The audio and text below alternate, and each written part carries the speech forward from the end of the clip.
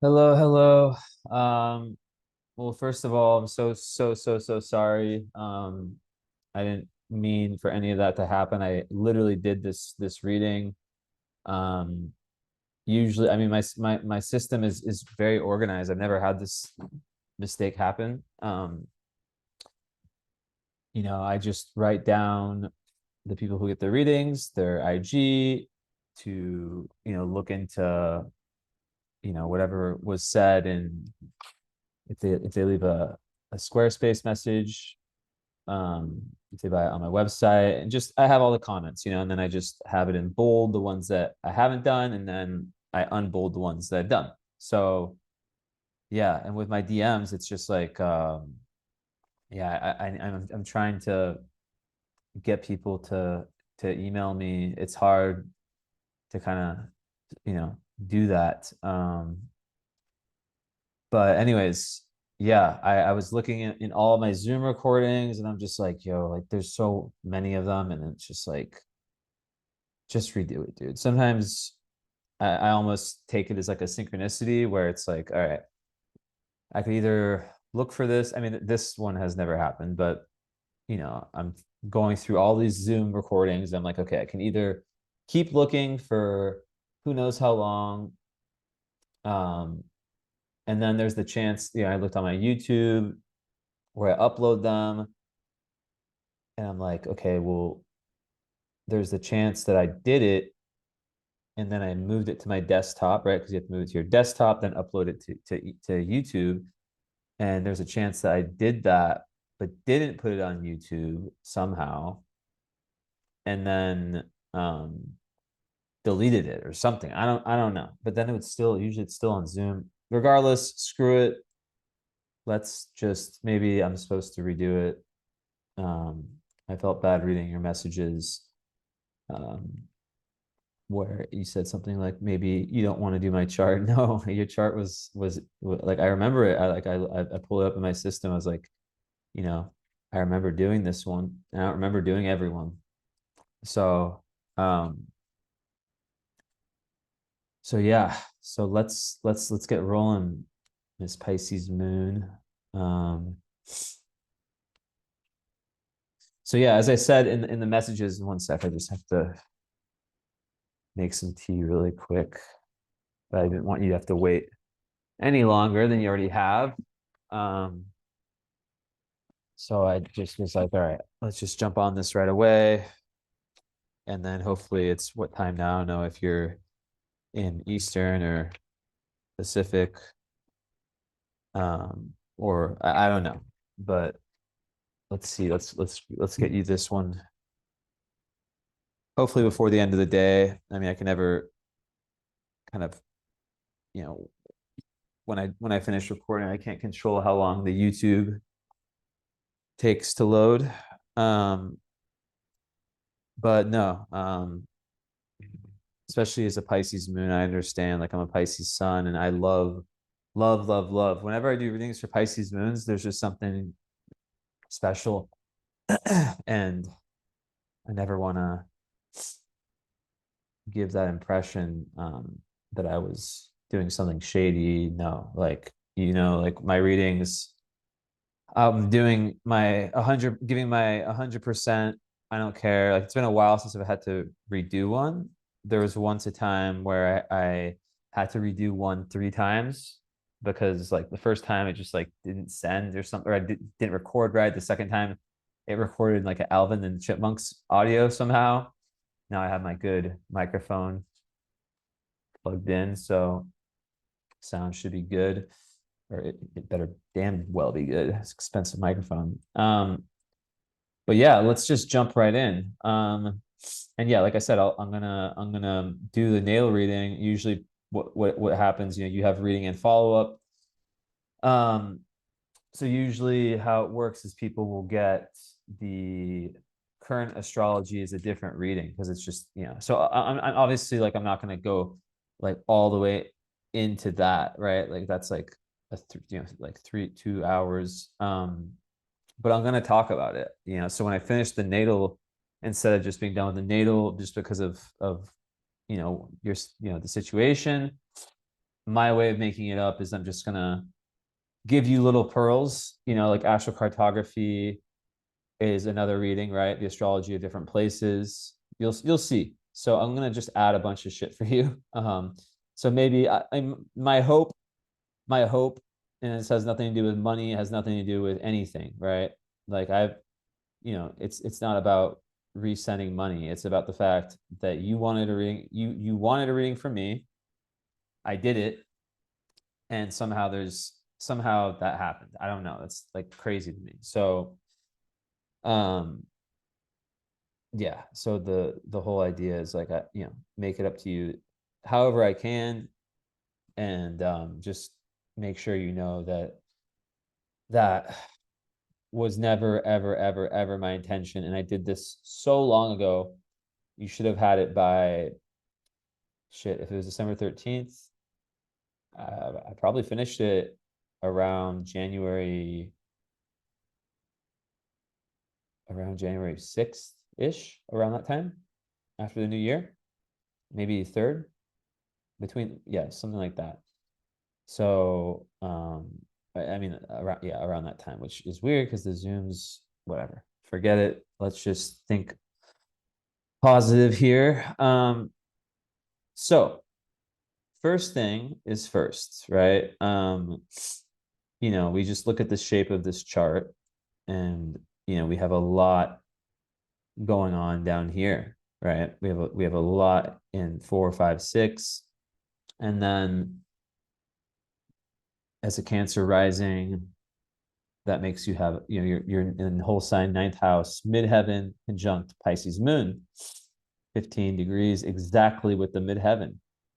So that is extremely, extremely interesting to have a Pisces moon that's placed like that. Maybe I should switch. Let me switch shirts because this is kind of making the microphone hang weird. Sorry.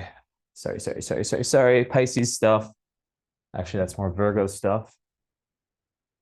Um, Although, do I have any clean shirts that will do the job? No, I don't. Whatever, screw it. Okay. So, anyways, I like to talk basics. Being a Libra sun, Pisces moon, um, very interesting combo. I should probably just message you and tell you.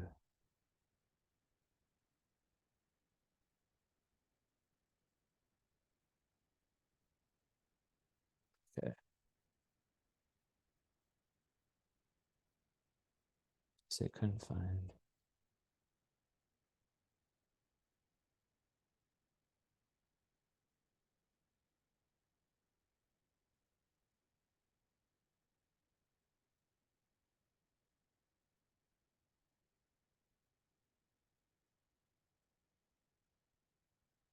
As long as the upload.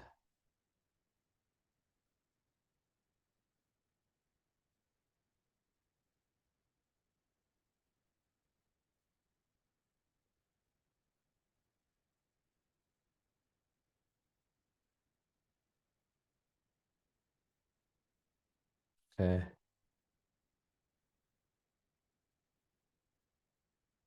All right. So, fuck. That's crazy. That's crazy. That's the thing. That's why I'm like at the point where it's like, yes, I need an assistant. No, I'm not gonna get one. Um, I don't need one, but like this is the kind of thing because I stay organized. It's just like I guess shit happens sometimes. But anyways, we move on, we move on, we move on. So yeah, so the moon is unaspected, which is very, very, it's quite rare. I think it's amazing, especially with a Pisces moon to be unaspected. It means there's no, I mean, it does have a quincunx from Saturn, which does count. But in terms of squares, oppositions, conjunctions, sextiles, squares, there's nothing, right? You could say, okay, well, what about 22 Neptune, 7 degrees first square to the moon? It's a little bit wide. Hold on. Actually, close this down for a sec. So it's a little bit of a wide square for Neptune, but regardless, so basically Sun in Libra, right? We all know about our sun sign and all that. I don't really focus so much on explaining everything about Libra, the air sign, um, but more so with the idea that your sun is your masculine, your moon is your feminine, right? So understanding how they work or don't work together is very, very key to understanding these two parts of you, right? And Libra, Pisces, two signs, the two signs that always, and I see the combo a good amount, right?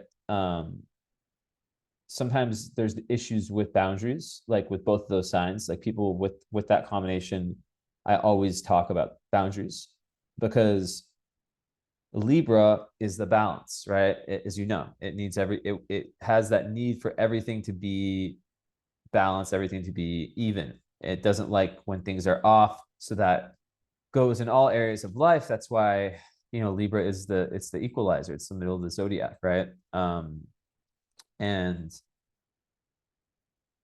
so on a physical level, Libra doesn't necessarily like things to be imbalanced. And what can happen with that, as you might know, is that it can bring sometimes, the people pleasing.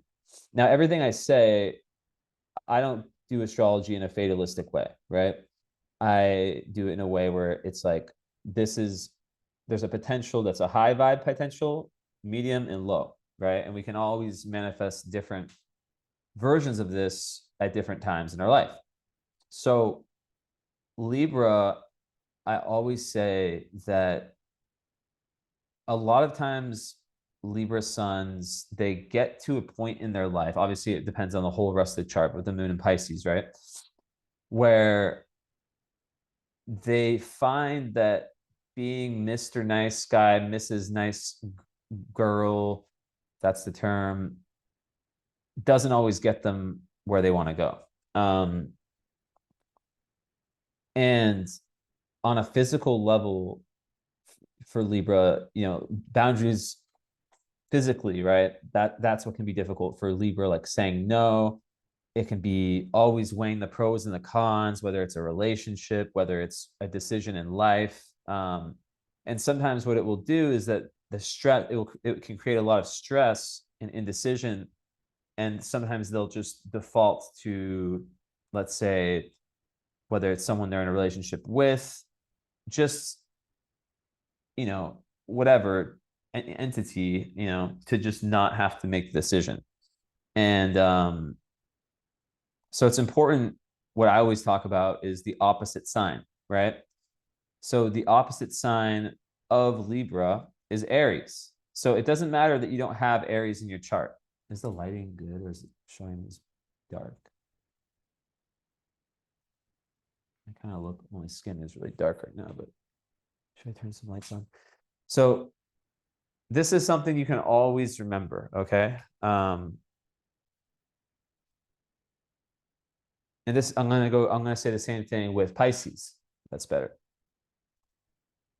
Aries, right? Aries is the fire sign, opposite sign of Libra. When you have an opposite sign, it's called an axis, right? So Libra on one side, Aries on the other. And it's the same energy, opposite manifestation. So you have that Aries in you. It's about finding it and using it when you need to, and finding that balance of Libra Aries. So, when you talk about the 12 signs, we can literally look at all 12, regardless of whether we have them or not in our chart, and think about how those manifest in our lives, right? They each have a different house and so forth. But with Aries, if you know Aries people, you know what I'm talking about. They don't give a shit. That is very, very assertive energy, right? Um, let's re-share this. So basically, like with and you do have Jupiter on your sun, which and Saturn on your sun, right? So we'll talk about that in a little bit. That's very, very important. Very key to all this. Jupiter is a little bit closer, but they're both very close to forming a midpoint on the sun. Um, which also even that can create like a little bit of stop and go action, right? Because like Jupiter likes to expand, Saturn likes to restrict, right? So there can be this theme of like expansion, restriction, expansion, restriction. Some areas of life where there might be a lot of that expansion, like a lot of Sun Jupiter people have this sort of Sagittarian energy to them, regardless of what their sun sign is. Um, while a lot of people who just have Saturn on their sun have what you could say is a Capricornian energy, right? And if you think of Sag and Cap just as archetypes, and however you identify that in your mind, right? It's so different because, and then you have Libra in the middle. You see, it's like a symbol. And if one of them is very open and adventurous and all about learning, the other one is very measured, and conservative and responsible. So they balance themselves out, I would say. But we'll go into the meaning of both conjunctions, right? And then kind of bring them together. And the fact that it happens all in the fourth house also. Um, Now, back to what I was saying, Aries is an energy. It knows what it wants. It's not afraid to tell people to fuck off. It's not afraid to be dominant when it has to be, right? Especially when it has to do with its own independence and having its own back, right? Oftentimes, Librans can struggle with that, and we look at your Mars, though, to learn more, right, about Aries. It's in a strong, strong position in Leo. So you have a fire Mars. So, that in itself, it will, that will help a lot. Square Uranus, okay. That will help a lot with assertion. And because it rules your 10th, and it's in your second, it rules your 10th. It goes exactly with what I was going to say without even knowing that. The second house is about values, right? And the way I think of it is like if you're making a decision, right? It's almost like laws or rules or like a constitution of yourself, right? Of your life.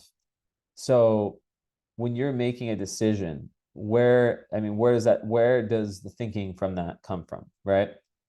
Yes, the ninth house is more in Sagittarius energy. That is one area, right? That's like your overall beliefs on life, your overall truth.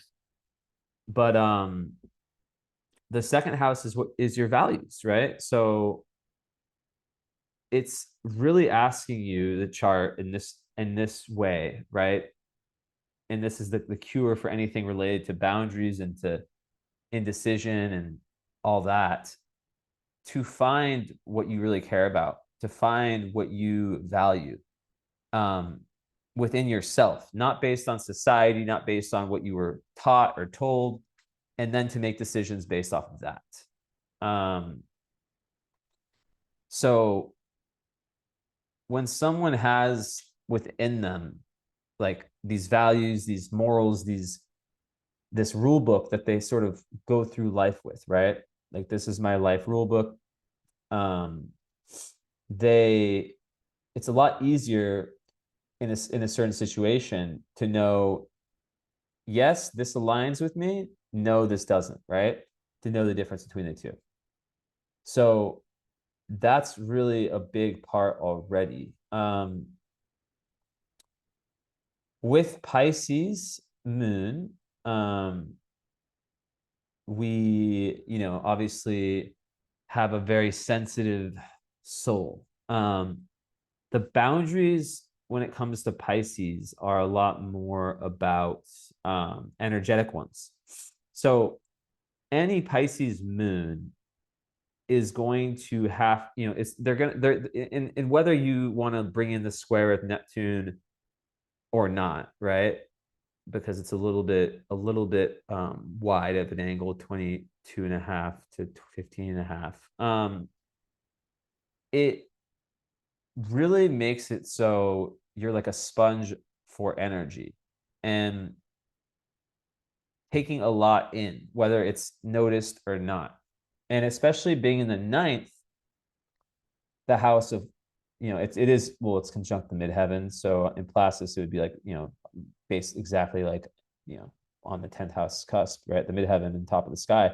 So you're born with the moon at the top of the sky, right? At the very highest point. Um, but yeah, like the whole idea is that with this is, it's just like if you think of like energetic vampires, right? If you think of working environments that, you have a sixth house Neptune. Um, so with the Pisces moon, that can make the working environment, the day by day working environment. It can be, I have a sixth house Neptune also, so it's like you really want to have spirituality and compassion into your day-to-day life, right? It's a must. And if you don't, things can feel very like monotonous. Now you have Venus there too, so that does help out. Also, this is a little random thing, but I love cats, and animals in general. I imagine you do too. And with Neptune and Venus in a six, you could have like a very, very special relationship, spiritual even connection with pets, with animals in general, um, which is very neat. I think that, yeah, they can bring a lot of love to your life, and you can maybe connect to them on a deeper level, right? Like animal intuitive type stuff, right? But beyond that, it's just a little detail I like to add. Um, Pisces moon, it because it takes so much in, and we live in a society where we're not necessarily, everyone's different, right? And trauma, for example, is something that two things can happen to the same people and they can take it completely differently, right? So, especially with this chart, I think your parents, right? Because Saturn conjuncts, yeah, dad, and then Neptune with, moon, yeah, like basically, I don't like to say dad or mom. I found that it gets really messy in today's day and age, like to try to like say like moon is mom, sun is dad. But your relationship with, especially the mother, right, would be very, very key. Just your early nurturing, let's just call it that. It's very common with people with these types of placements to take in negative emotions that don't belong to them. A lot of times it's from, their mother, from their whoever's playing that early nurturing role, right? So I've seen it a million times where I tell someone with this, like, look, like when you were very young, you were super, the gates are, and they still are, but now you're older, you've learned these abilities, these about energy and whatnot. But when you're young, you don't know about that stuff, and it's very common for for the Neptunian lunar people to take in, whether it's shame, whether it's anger, guilt, sadness, from their mother, from like kind of generational trauma type business, and to think that it's their own. And I've had people who are in their 30s, 40s, I tell them this, and then they start to think about it, and they're like, oh shit, and it's so unconscious, and it runs so deep, right? But they start to realize, like, oh shit, like that's not me, that's not me, that's my mom, or that's, in some cases that's my dad, right? um so I think that alone time for a Pisces moon is very, very sacred, right? And we'll get into relationships and all that stuff, everything. um it's very, very, very sacred. And it's not valued as much. Maybe I should send you some videos. So yeah, I'm just gonna send you some videos just in the meantime. But yeah, so alone time is not valued as much in today's society, right? But with that alignment, it just makes it so easy to take in what's not yours, right? And especially, like I said, especially with that aspect, it's like the whatever happened early on, it can be really stuffed in. And with Neptune, there can be this confusion about, yeah, like I said, about not just with parents, but also with people in general about what's yours, what's mine, what's theirs, right? So when you spend time alone, I always tell this to Neptunian people, it's like the better you can get at understanding what your energy is at a very blank state, at like that kind of call it like the 0 point, and think about there's like a 0, a -10, and a 10. If you're with someone and you feel like it takes you, just keep going, and you feel like it takes you to that -4, and you're able to recognize that through mindfulness in yourself, and then that through the alone time you get to 0, then you have that understanding, okay, this person's energy or this environment, this place, this whatever, it makes, I take on this energy. So then you start to connect less with, the different energies of being yours. So a lot of times people with that's where the whole Pisces moon escapism can come in, because when it feels like it's too much, then they start to just not want to be around people as much sometimes. Obviously Pisces, you know, is known for escapism, which could be through the arts and through beautiful ways. But there's a lot of times Pisces moons just feel like they don't belong here. Like there's something about being a human that just doesn't resonate with their soul, because it's so rugged and so difficult.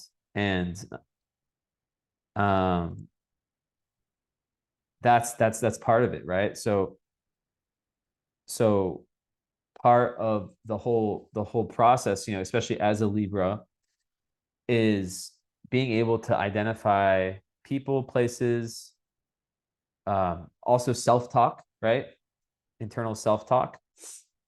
And when I'm talking about, the Libra leaning into Aries, it's that challenge of being able to go within the self, which is linked to the North Node in Cancer, which we'll get into, and know what works for you and what doesn't, and be okay with disappointing people, right? Um, which is difficult. Like I said, it's the two signs, Libra, Pisces, where boundaries are the most difficult. And a lot of times, yeah, early on in life, it's like very, they go through a lot of hardship with that. And they grow and they learn, okay, like this is what I want for my life. And then with that second house Mars, it's like being able to have that action, that assertiveness to tell people and to move in a way. I'm just gonna record one more. Okay, I'm just sending these to you, by the way, as I'm recording, just to have something. But there's a lot more I said before this, and a lot more I'll say after. But yeah, like with the second house Mars in Leo, it's just like that is such a trigger point in the chart, because it's really just like, okay, I know my values, I know what I care about, I know what's right, I know what's wrong, and I don't have to depend on someone else to make any type of decisions for me. I'm basing these decisions, these major life decisions, off of my what I call constitution of self, right? And because it's Leo is about, it's about the inner child, it's about fun, it's about creativity, it's about authenticity more than anything. So finding the authentic self, sometimes the Libra has to make sure that it's not giving into the group think over the self think, right? So that's one big thing. Now Pisces moon, it needs space to create, it needs space to be, it needs space, it needs to be alone in order to um to really sec it needs space. Like Pisces moons, if they're just always around people, the downloads, these cosmic downloads that just come to them from who knows where, these realizations, right? Like I'm not a Pisces moon, I'm a Pisces sun. But I was at a concert last weekend, and I just was like the moon was in Pisces, actually, interestingly. And I just went and sat on my own, and I was just like writing a bunch of stuff on my phone, because like it just like I was around a bunch of people at the start, and that's a sensitivity of Pisces. And it was too much, and then like I went to the back of the concert, there's more space, and I sat down, and I just was like, oh shit.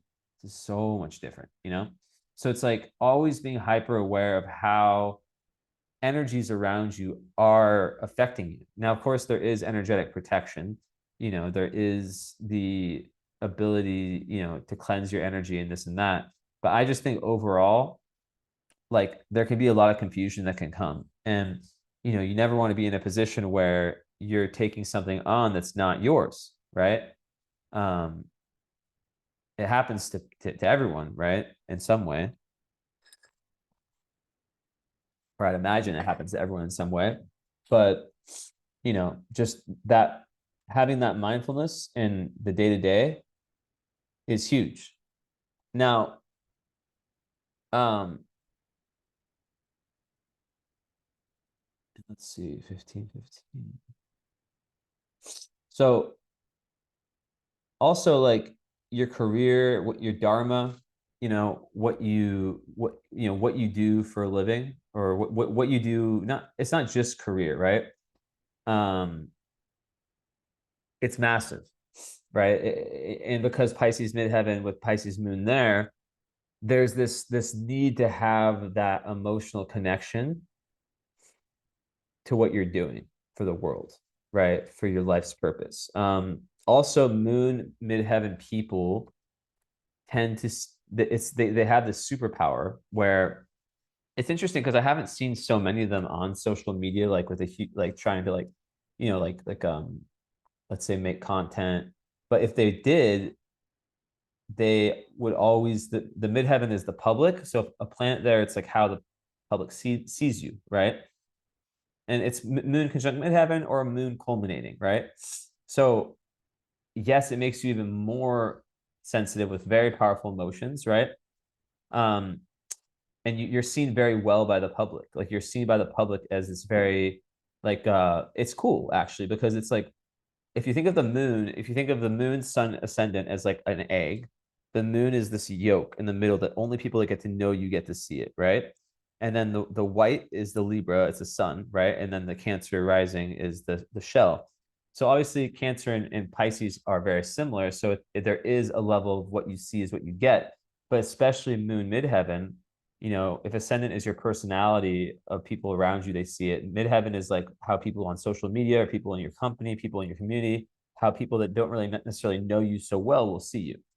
So, um, yeah, and a lot of times moon midheaven people, the events from their childhood have a very big effect on their life and even on their career choice. But there's yeah, like early conditioning, like I said, like from the mother is usually quite determinant when it comes to what the person wants to do, right? Um, so once again, the big factor with this and with this, you know, I like it's a loose square with Neptune, but I still will talk about it. Um, it's how supportive the mother slash the early nurturing was to your Piscesness, right? So let me explain. I'm just gonna keep saying this. I don't give a fuck.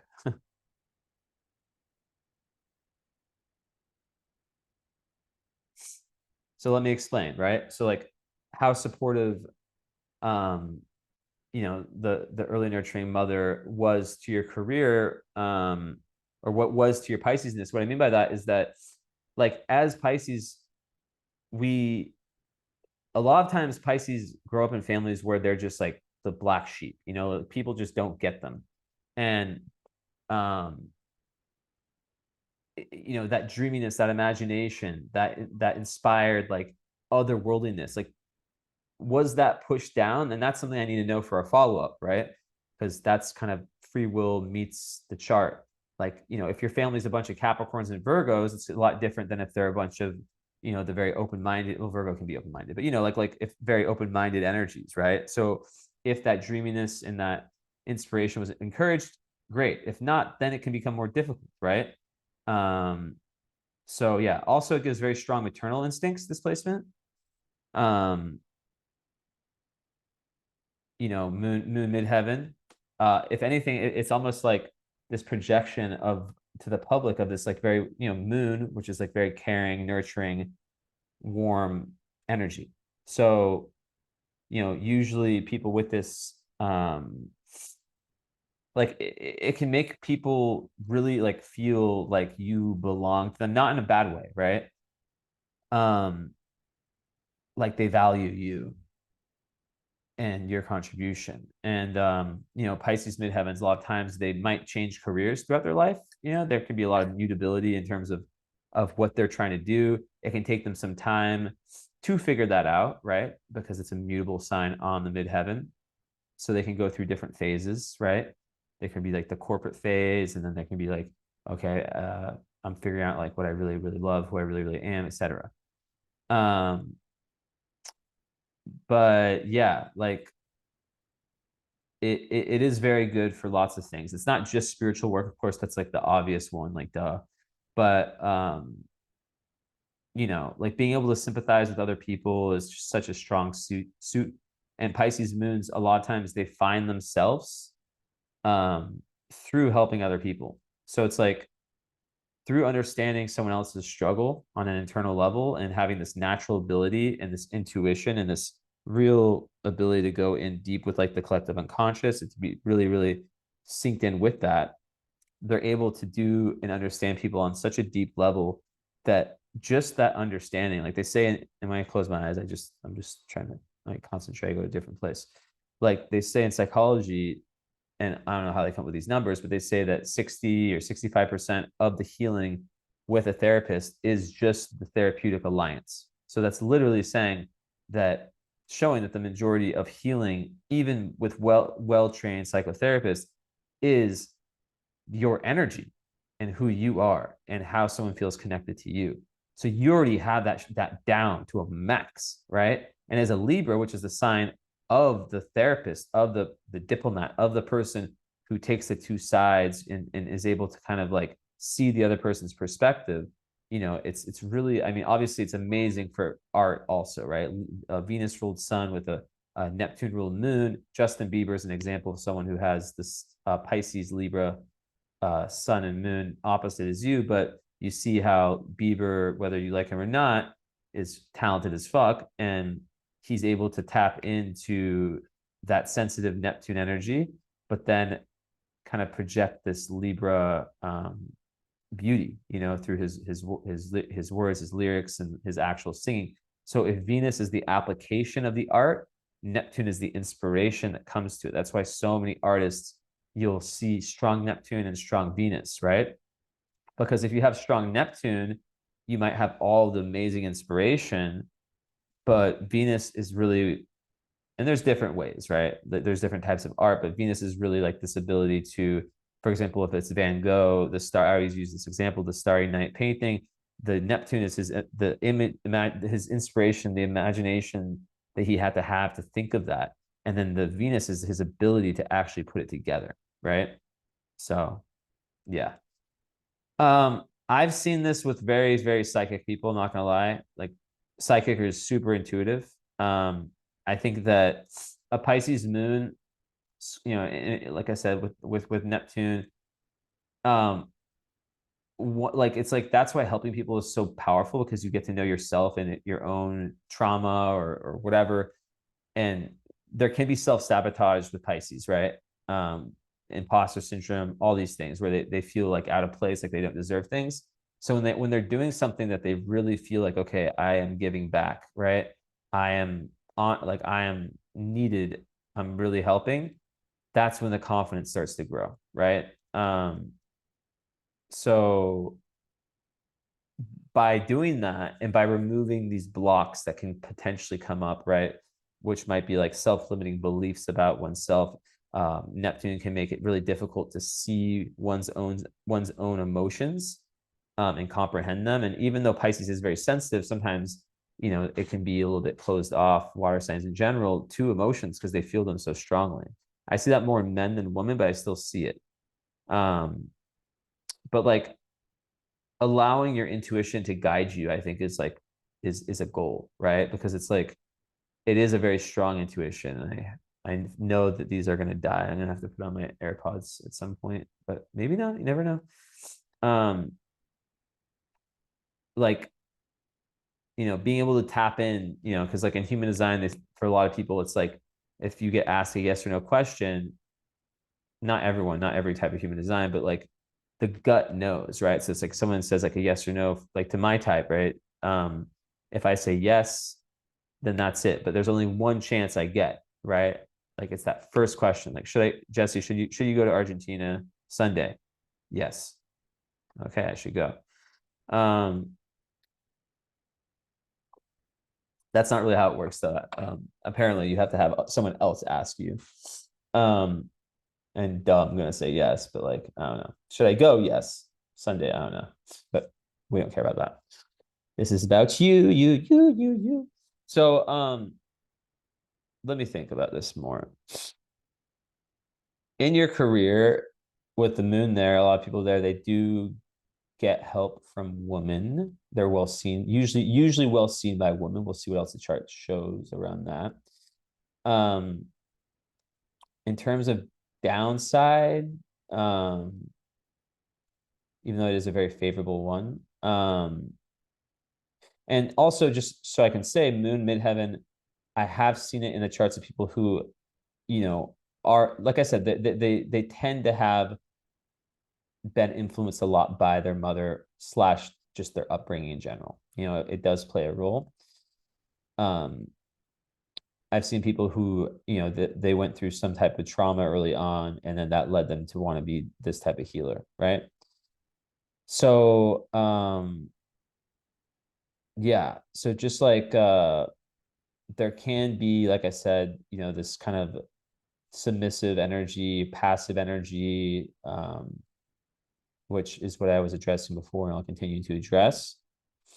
So when it comes to following your goals, like I said, like you're very blessed to have a strong Mars. If you had a Mars in Libra, it would be very hard for you to progress in the sense of like always like, should I do this? Should I do that? Should I do this? Should I do that? Like Mars and Leo can just fucking go, right? Sun ruled Mars, right? Um, yeah, it's strong energy. But you know, like I said, with the kind of passive, submissive, like boundary stuff, like this is all, it just like your chart is very linked. Like you're like some people have a stronger tie to the past than others in the sense that they're more affected by it than others, right? So in some people's charts, it's like they could have had a pretty messed up childhood, but it doesn't, it's not necessarily like, obviously it affects everyone, but they're not as affected. So with the moon there, to maximize your emotional contentment in this lifetime, there is that need to look back if needed. And what Neptune can do, now I'm starting to really get into this. Neptune, what minute? 40, of course. So Neptune, you know, Neptune can really fog that, right? So like so it all goes back to how was the reinforcement as a child, right? And this is shown by, I said your moon was unaspected, but when I look closer, I do see a, you know, like I like, let me search something really quick because everyone uses different orbs, you know, like for example, if it's a conjunction, you know, is if it's 10 degrees apart, does it count? It's a square, right? Everyone uses different ones. People usually use pretty tight ones for squares. Like, yeah, this one says 4 degrees. But like for me, I tend to use larger ones because I'll always add in that, especially when it makes sense like this, because Neptune rules Pisces. So it makes sense to me, right? To me, that becomes stronger if the ruling planet of the moon is square the moon. Does that make sense? Like if this was like Saturn or Jupiter, you know, or Mars, like I probably wouldn't say much about it, but because it's so it's almost like regardless of whether this clicks or not, the Neptune part, it still will because it still plays into the themes of having a moon in Pisces. It's just like a X2, a times two of that energy, right? of that sensitivity, and the potential for that confusion. And you know I think moon square Neptune people, sometimes they feel too much, and they want to run away, you know um so yeah, I said a lot about that already, like just like early on, like just subtle energies, and like the nonverbal energies, and psychic energies, just like how you can, if there is negativity instilled, it can just shape your life so much, right? um Sometimes I've seen it with like abuse, like between the parents, which you do have the sun moon quincunx. So if your parents are divorced, I would not be surprised. And yeah, like I'm gonna say it, like Pisces moons, like it's not like they all use drugs or those types of escapism tendencies. In fact, a lot of my clients with Neptunian energy like this, a lot of times they're the people who are like, yeah, I had adult like parents who were addicts, and I just never touched this shit, right? But I've seen it all. I've seen it in people who've gone through addiction, who have had to, that's been a battle for them, an ongoing battle. And what I want to say about that is that this is also karmic. Um, you know, Money, drugs, all these things are created by God still, whether you want to believe it or not. It's part of our reality, right? And everything in our reality is divine. So we all have different battles. And if you think of someone who's like all earth, and you have no earth in your chart like I do, right? So it's going to be a lot easier for a Capricorn sun, Taurus moon, Sag rising. I don't know, I said a random example. Or let's say Leo rising, right? It's going to be easier for that person to avoid that, right? Um, but when you're so easily overstimulated, and there is that potential to go, a lot of times the Pisces moon kids, they want to go into this imaginary world. Um, and I'm saying it in the audio message right now. But yeah, so that's just something, right? And a lot of people like will look at escapism as something that's bad and wrong with them, especially if they did, take a drug route, for example, which, like I said, a lot haven't. But it's just it's just necessary. Alone time is necessary. Withdraw, being, having, being in your imaginary world, that's you finding your safety as a Pisces moon. So what does a Pisces moon need? A Pisces moon needs to feel like anything is possible. Jupiter, Neptune ruled. They need to feel, so they need to be around other people, whether it's relationships, friendships, etc., where that is, that's something that's there. That's something that exists. They don't want people who, like, when they start to open their mouth about spirituality, this, that, God, just like the solar, just cosmos, all that just shut them down with logic. They don't believe it. Like, yes, it's not that the Pisces moon cannot be logical. It's just that they're dreamers. And because they're dreamers, they're super creative, because where do dreams come from? Inspiration. It's openness to the divine energies. So I think it's like so important for like this type of moon square Neptune in Pisces conjunct midheaven, quincunx Saturn. Like, it's like you have to protect yourself, your energy, like, so much. And that's a lifelong journey. So you might have to, like, depending on how relationships are with certain people, you might have to make big boundaries. And like, I've been dealing with a lot of people who have had like a lot of narcissism lately, right? And where I've had to explain to them, like, look, like, you have to do the work on your side. They might not ever change. That's a whole nother story. I'm not saying that's happening with you, right? I'd have to talk to you to know. I don't know your parents' charts, right? But I'm just gonna keep saying these. Um, Basically, like, with that, it's just all about being able to express your emotions, right? Um, and like I said earlier, like, if the relationship with, the mother slash, just early nurturing or nurturers, all that was strong, then it doesn't have, the problems don't exist, because that's encouraged in you, that part of you. But sometimes people with this, they shut it down, and they don't even like it's like they have this magical fucking energy, but they don't even deal with it. They don't even get to feel it in themselves. And when it comes up, they push it away and they say they like kind of have shame about it, right? So expressing your true emotions is super critical. Being able to show your sensitivity, being able to really show people your imagination and because what can happen is that there can be like the paranoia, depression, like I said, the addiction and even illnesses can come when one's not able to get their lunar energy out. So I guess this is the last one I'll send now, but these are all going in the reading anyways. But so yeah, just like my cure for that, like I said, alone time one. I always tell people Neptune is rules screens and mirrors. So like I swear I've told a million people about this and it's worked. So I'm like I keep telling people, if you film yourself on your phone, like you know how like people like myself and different people like create videos and put them on Instagram, like oh, you know, as a Pisces myself, I create videos I don't post, you know, not every day, but it's not crazy because you actually get to understand your own emotions by doing that. And especially when you're sharing your own suffering, that's mega healing, right? People like sometimes are very afraid to let this out, but people will listen, and that openness like can literally heal people. Whether it's use a storyteller, you know, just allowing like if you're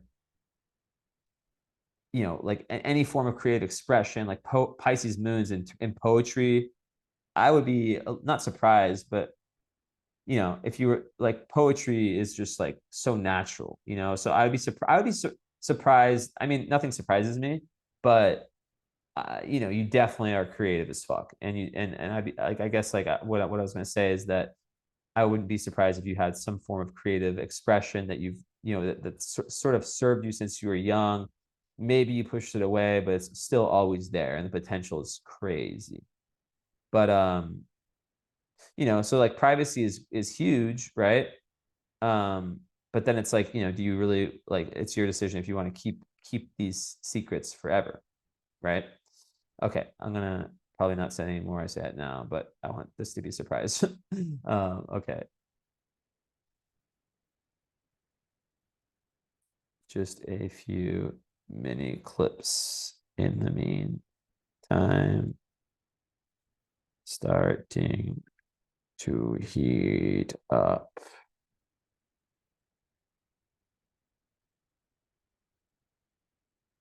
At minute 50.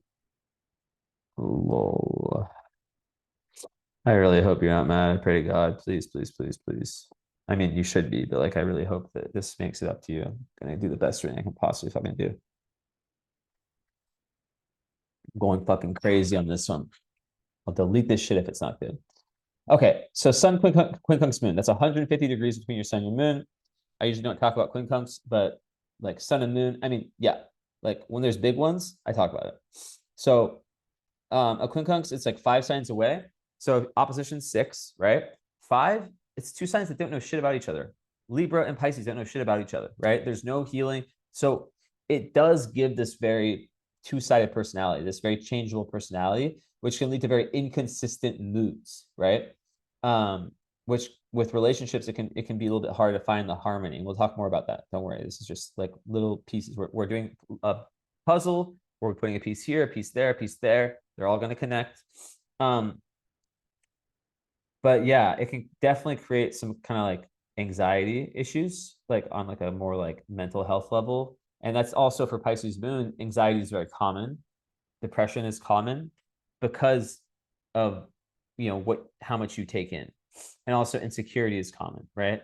For that, right? So like the key is like to feed both mouths, Libra and Pisces, right?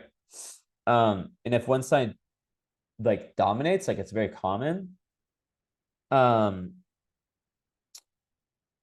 what happens like oppositions is that the person will seek that out, the other side out in others. So let's say, for example, like you're only with your Libra side. You weren't allowing yourself to feel the Pisces side, the magic side, which I doubt is the case for you getting a reading from me. Um, but let's say a man with your chart, right? That would be very common. They might seek out their whole emotional side, their whole inspired side in a woman or in a partner, excuse me. I need to stop saying that because I have a lot of gay or lesbian clients. So I need to stop saying that shit, Mr. Traditional. I'm not traditional. Um, so yeah, that's huge. And I think that that is something for me, for so many people, I really want you to really ponder about. If you haven't, it's obvious, but like identifying the two parts in psychology. I have two masters in psychology. We study parts work, family systems, and it's about identifying. You can do your whole therapy if you do therapy based on this alone, right? This side and this side. You can give it color. You can give it names, and it can go even further. Um, you know, when you think of like messages you have, right? Like let's say voices you have in your head, like let's say like there's the voice of your mom, right? The voice of grandma, the voice of society, just it's about using your inborn maximized creativity. I'm not joking. It's fucking crazy how creative you are. I'm not just saying this because I fucked up your reading. I mean that. Like that's maxed out shit. Um Using that, right? And mindfulness. And sometimes Pisces can be a little bit, what's the word? Like sometimes they can just be very, very non-present and very up here. I can relate. But it's about just having that mindfulness of when, like, okay, I really, I swear I don't like to talk about myself, but like I know my life, and when I have a good example, I'll give it. I'm a Pisces Sag, right? So it's like if I'm in my Pisces, that's a part of me, like your Pisces moon, that wants to sit at home and meditate all day, right? Libra and Sag are different, but they still sextile each other, so it's kind of similar, right? So then there's the other part that's a lot more social. So last year I was all in my Pisces. I stayed home. I didn't do shit. I just worked. I just fucking, so introverted that I didn't let my social side, my Sag side, get what it wants. Now I'm in South America. I haven't traveled in so long, right?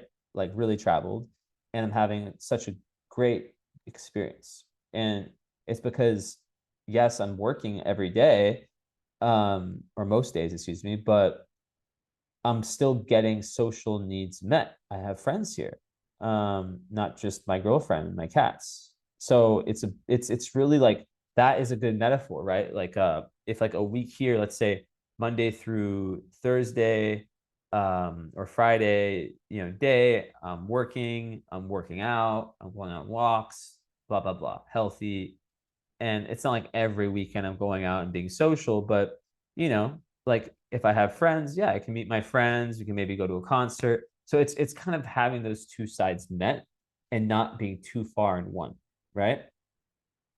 So yeah. Um,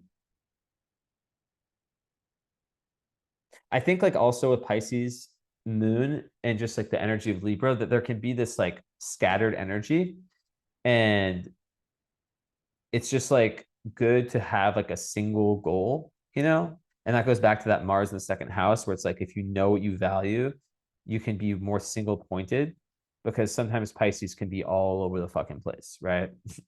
um, okay, let me talk about health a little bit. I usually don't, but you know, there can be health imbalances like that can come from some of the nervous energy this can create. It's it can be just like like that's why meditation is so important, because it can be like this always kind of feeling like you're always on the go, like lacking harmony, internally, and then that projects to relationships. So yeah, I think that it does create a lot of energy to have sun and moon in any kind of meaningful aspect, and using that to kind of gain that control over any kind of behaviors is massive. um I think also, with relationships,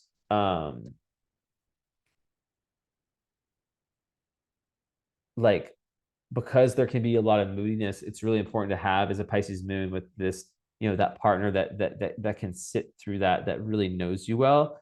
I don't ever say, you're this, you need this sign.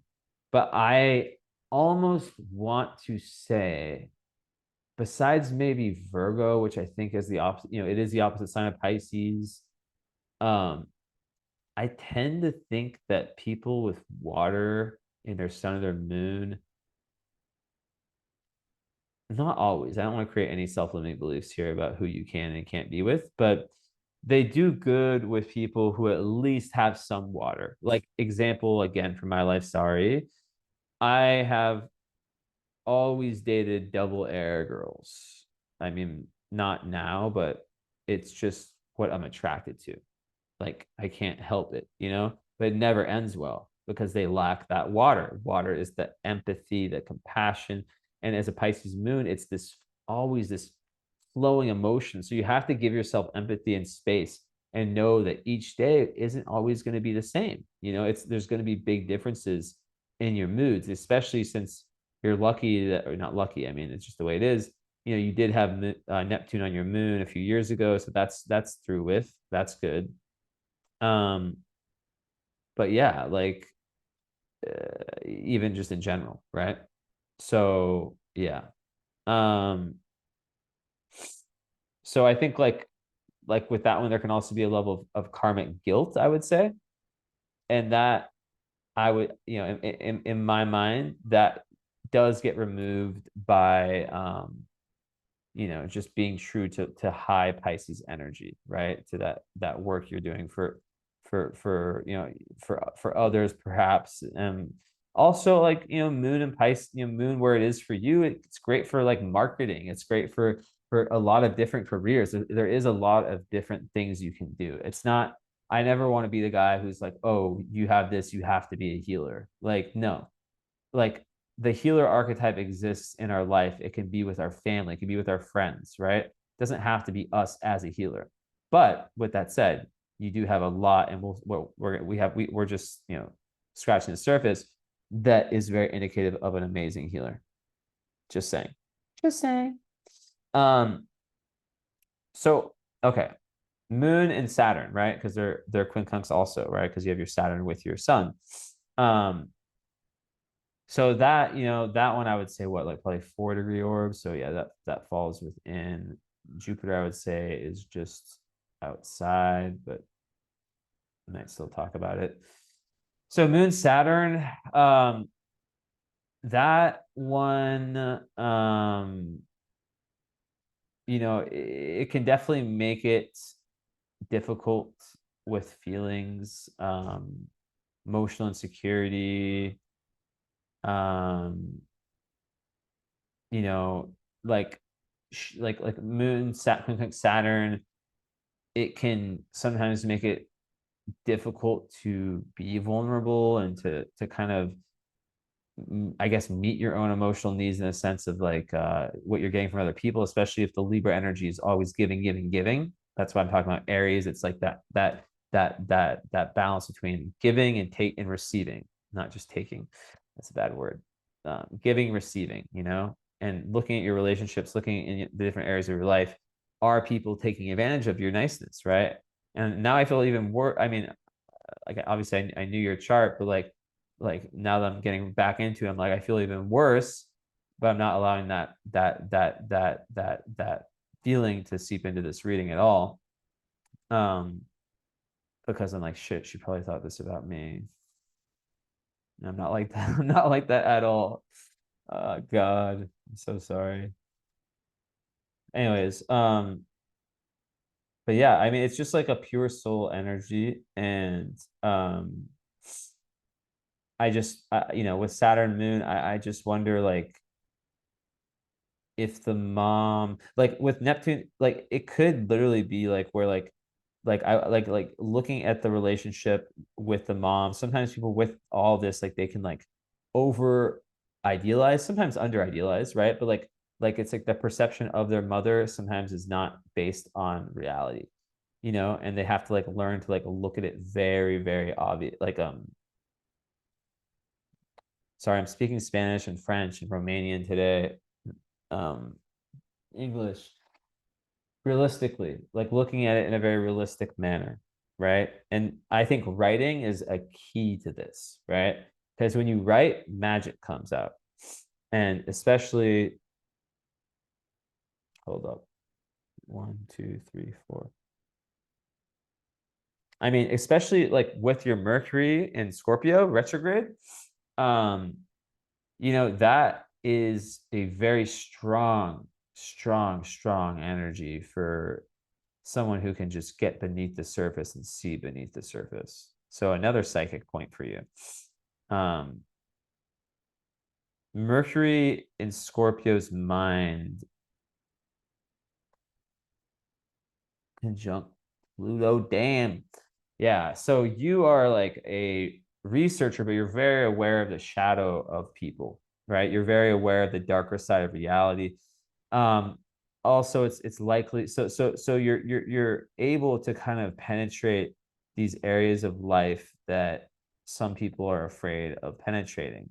You have a lot of courage.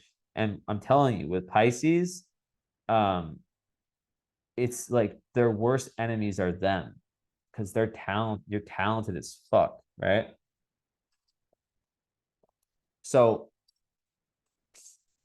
I mean, one astrologer could say, you know, this is a very good relationship with the father and a very difficult one with the mother. I wouldn't say that because I've seen that become wrong. But, you've got all these conjunctions with the sun and quincunxes with the moon. But like usually what happens is that they didn't see they whether they're divorced or not, there was a very big difference between how they saw like the message you got from mom, the message you get from dad, and whether you connect with them or not, you still take it in. So back to kind of what I was saying. What can happen here is that there can be in Libra, can be a little bit codependent at times, right? So there can be like an overdependence that can come. Sometimes even with the Saturn, there can be some feeling of grief, whether it's like imagine like a metaphoric or whether it's something like the, based on a realistic event or just something that happened more there can be this kind of love feeling like that, right? But like also Saturn moon, people they usually have to really grow up fast. And that's why I'm wondering with your moon in Pisces, were you able to express that imaginative, creative, boundless side? Or were you like, forced to kind of conform and get to work and kind of grow up too fast? And your Chiron will tell me a lot in Taurus. Yeah. So um, that is also linked to the values and um the value system and whatnot, right? So it's like with that, people, I think yoga and anything with the body, anything, I see it a lot with clients, right? And I think a lot of the healing can be super somatic. And with Pisces, because you can be so up here, it's like, can you bring it back here? Can you bring it into the body? Right? North Node is in Cancer. So there's been past lives where you've been very much in the material, in the masculine. Also, I'm going to say this, a lot of people with that North Node, South Node combo were a different gender in their last life. So sometimes I've seen that show up as gender, not necessarily gender issues, but maybe sometimes an identification with the other gender, right? I've seen it a lot. Um, I've seen it in women's charts a lot where they're just really, really good with men in the sense that they're able to really understand them and work well with them and sometimes they'll have like a lot of male friends and stuff like that, right? Not always. Um, but yeah, like with all of this, it really comes back to the parents, as I said, right? And if there was unconditional love and that support I was talking about, massive. If not, there can just be this like distrust, right? Of your own feelings, and of your own emotions, which can lead one to becoming unemotional and dull. and shy and reserved and suspicious of other people, especially when they try to connect to you deeply and emotionally, especially if you've had experiences in your life where you let yourself go and you were vulnerable and it ended up leaving you hurt. Because Chiron in the 11th, that could be related to friends, right? That could be related to some pain felt as friends, but then there's a good side to that Chiron too, because it's like that's the healer, and maybe 11th house, which relates to like your goals later in life. Maybe Chiron, the wounded healer, you're meant to go through life and through all your experiences, you know, like accumulates to you becoming this healer, right? And through your own work, you're able to help others. Just the potential. So, yeah. I think like also with this, with the, obviously there's a lot in the fourth, but sometimes people with this type of thing, they just feel rootless sometimes, like they're not cared about, like they don't belong anywhere. So it really relates to the root chakra, right? Which for a Pisces moon can be difficult. And this is my next point. Root chakra is Earth, Capricorn, Virgo, Taurus. You don't have any Earth, like me. Yay. So Earth is the element of balance. It's of stability. People who lack Earth, we have in my words, right? We have difficulty when it comes to waking up each day and feeling like the same person. That's the best way I can put it. So it creates, and this is why I love your Venus in the sixth house, because it definitely creates this push for a routine that works for you. What do I mean by that? Sixth house is your day by day. Neptune, Venus are present. I talked about pets. I hope you have cats. If you do, send me photos. I don't know if you know mine. I have 5. But yeah, like that is huge, because when you lack Earth, especially like it's a good example. Like people wake up each day. They go to their job. They are a similar version, a lot of people, day by day, right? Let's say like very earthy people. Us, okay, I'm not gonna put you into my category of head cases, but us non-earthies, we're up there, like we're abstract, we're in these different realms, and our dreams as a Pisces moon, that rules your dreams. That means that your dreams have a massive effect. I should probably look in the fucking camera. Your dreams have a massive effect on you. So dream journaling is super powerful. Meditation also, because you have the ability to tap into these realms, and by tapping into them, you are able to really get a glimpse of your unconscious and then see how it reflects your reality. I don't know if you've ever done that. I did it for about 7 months a few years ago, and it was fucking crazy. Like I would have a dream like 4 months ago, because it's hard to remember dreams, but then something in my life would happen and I would be able to look at my dream journal and be like, yo, like this connects. And that is magic. And you have that ability, and not many do. So I think like, yeah, like just being able to have that brave energy to share your emotions, to put yourself out there, to use your intuition when it comes to people, to where you work, to where you live, etc., to take risks when you need to. Aries, opposite Libra. But then with Pisces, right, which is like opposite Virgo, it's also maintaining some level of control over your emotions, but then also being able, like, so for example, like with your routine, what works for me? Is it like, if it's me, I need to run most days, I need to move. I need to get out. I need to get the fuck out of my apartment, get some sun. Got too much lately. But I if I just wake up and stay in my apartment, like I do it sometimes, but like I don't know. I usually don't feel great. Like I want to feel great unless I go like just to the gym in my apartment building, right? There's a gym. Um, that's different. But generally getting out is good. but it's not a necessity. So I want to talk about relationships soon, but there's just so much in your chart. But yeah, really, so like I said, expressing your true feelings, so important.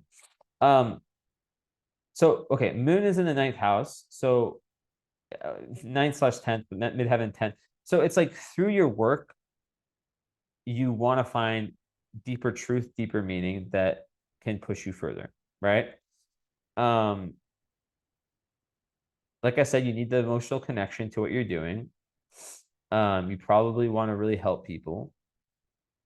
Um, you're dealing with your any kind of childhood trauma is paramount in terms of you getting to your maximum success career wise, and thinking about like how you know like the childhood and what you went through early on can lead to to your mission, right? So yeah. But really you have an emotional need to travel, to experience different life in different places, and to really see the world from different viewpoints, different perspectives, different philosophies, and then take it in and allow it to change. Be happy when you're wrong about something. Like for example, like let's say like you're traveling to a country and you have this conception in your head based on media or whatever that it's bad, and you get there and it's the complete opposite, right? That's an example. So yeah. Um, with the sun and the fourth, that just creates that connection to home, to family, um, to the ancestors, to, you want to have that comfortable space to go back to. But like the fact that your North Node is in Cancer, right? North Node is like your metaphoric mountain never climbed in past lives. You know, you want to like it's just like in Cancer, like I said, it's like about having a spiritual relationship with yourself. And a lot of times the South Node and Capricorns, they start life having to work really, really hard, which can kind of make it difficult. And that's why the Leo Mars is so important to lean into it, and it squares Uranus. So you're definitely a rebellious person. But the fact that it is square Chiron, that's another indication where there is difficulty with assertiveness, right? Where you like maybe early on your requests, your actions were met with anger, or you may fear your own anger because it's in a fire sign. So like there can be like sometimes for people like a short fuse if they're, like because the sensitivity of Pisces, like if they don't feel hurt or, they can feel hurt. So yeah, it's really, really about, like I said, that strong sense of self-worth and self-values, and honoring your own way of doing things, not their way, right? So it's like this constant reassessment of what you value, what you desire, and then being able to kind of like I always think about like the energetic bandwidth. If you have 100 energetic bandwidth points each day, it's like, okay, am I going to use 20 of my 100 points on this friend that just takes, doesn't give me shit? Fuck no. So it's like being able to kind of tell people politely to fuck off, right? And I think having Saturn with the sun does help with that, because Saturn is the planet of boundaries. So it will create, this, like I said, this responsibility within you, and maybe that came from the father. I don't like to say that once again, so I'm clear there. But it does create a lot of times by itself a stricter father. And self-discipline is kind of like, you get it's put into you, right? Like you get this self-discipline. But then Jupiter, though, that is so beautiful, especially people who have difficult childhoods. When they have Jupiter with sun, like I know so many people, my dad has it, like so many people, like Jupiter on sun, Jupiter on moon. Oh my God, what a beautiful placement. Like you're blessed, right? Because it's almost like people with difficulties in their charts, like with Jupiter on their sun, even with Saturn there, they're able to go on that mountaintop and see everything for what it is, see the big picture, right? And they can have this optimism, glass is half full energy. But because Saturn is glass is half empty, it can go really back and forth between the two. So it's like, how do you let both of those in? How do you have, and my answer to that is it's like the two voices, right? It's like you, and it's like, what's the word? Um, when you're working in a company and you have people that give you advice, advisor one, advisor two, Jupiter and Saturn are two advisors. So Jupiters are more optimistic, enthusiastic, like better perspective on life, seeing things for the big picture, wanting to adventure, wanting to teach, wanting to learn, but maybe sometimes it can be a little bit too idealistic. Saturn is the more reserved. Okay, let's look at this closely. Let's take our time on this decision. So I think that having both of those can be very valuable. Now Pluto is actually also in conjunction. It's 7 degrees away, or actually six in a quarter. So Pluto Sun people, now that is strong, and that is an intense energy that gives someone, regardless of sun sign, a lot of power and willpower. They can be very good at reaching goals and kind of putting their mind to things and getting there. So I've had a lot of clients who are Libra Pluto, and it's funny because I'm like, yo, you have this Scorpio vibe, like you're like the Libra Cancer rising. I actually have a client that's so similar to you, and it's like she's a boss, a business boss, right? I forget her moon. I think it's Virgo actually. But the point is that people see her in that nice way, but then when they get to know her, she's powerful, So she has that Libra vibe, which is great for networking, great for socializing, all that. But then she's not someone you can push around. She's smart and resourceful, which is Pluto, right? So when it comes to boundaries, you see how I'm putting this all together. Pluto, some people usually are very good at ridding themselves of, what's not helpful to their growth. Now, it also makes shadow work a very important part of your life. But the key factor with Pluto's Sun is transformation, because in the idea of power, because if power is looked at as something that's like internal, right?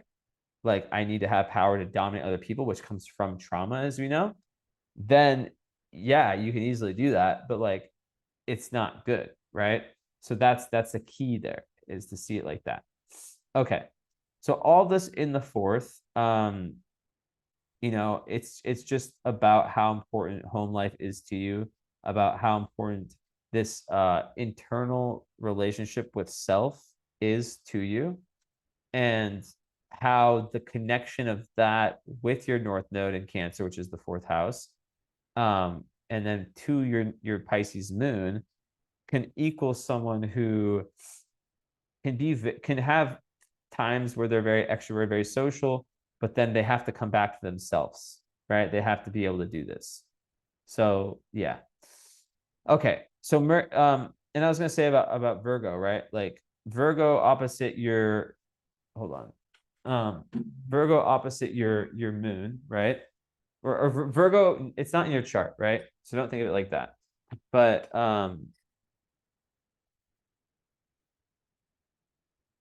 like the way that a Pisces takes from Virgo is that, what is Virgo good at, right? And Virgo needs to take from Pisces, right? So it's like Virgo is about organization. So Pisces is the energy of someone who's like, oh yeah, it's just all gonna work out, blah blah blah. Things are gonna be fine. I'm just gonna go to this, I'm just gonna, like, God will take care of me, you know, which is great, in a sense, right? Like it's great to have trust in the divine. It's great to not have this fear. But sometimes Pisces can be very unrealistic. Um, you know, in a sense, like I've already said, like sometimes they can be unrealistic about the assessment of themselves. Both Virgo and Pisces are like this, just to be clear. Virgo are usually like, but like, yeah, in different ways. So being able to understand that, like, okay, how can Pisces borrow from Virgo? Well, they can learn to be more realistic. They can learn in some instances that they do need to organize things, right? They do need to um have things in order in some way, right? Not like, you're going on vacation and you're scheduling every appointment or okay, at 6 o'clock on Tuesday, I'm going to do this. No, that's never going to work for Pisces, because you're waking up. It's funny. My friend who owns a company, her parents own a company. She's like in charge of it, a big company in Colombia. She was saying like how she doesn't like to hire Pisces because they're always like writing in like, oh, I can't make it today. And like they'll go as far with their amazing creativity of like having like, like the like make up like reports or doctor note, like crazy shit. And she knows they're full of shit, but like, it's just because we're just it's so hard for us, like in that way. And people don't get that. And you can't expect them to because most people don't believe in astrology or just like don't give a fuck. So it's like, that's where that assertiveness comes in, where it's like with Virgo, it's like, okay, that's the rationality, you know? So dreaminess, Pisces, rationality, Virgo. So sometimes, you need both, or you need to find a balance between the two. Okay. So I was talking about your Mercury retrograde, which, only around 15% of the population have. Um, so, the way I've seen it in very intelligent people, but they don't always learn in the way that this very Capricornian, as I like to call it, society and school system wants us to learn in. The mind has turned inward. Past life, what karmically, usually it's like either they underspoke or underthought or had like a way of thinking that was off in a past life, in the sense that, like, let's say maybe they condemned themselves too much for something, or they were too critical of themselves, or they didn't speak up when they needed to, or they spoke too much. So in this life, it does make someone more analytical, and they're more, their thought process is based more on the subconscious than the conscious mind, right? So it's a more right-brained learning. They absorb the essence rather than the details, especially as a Pisces moon.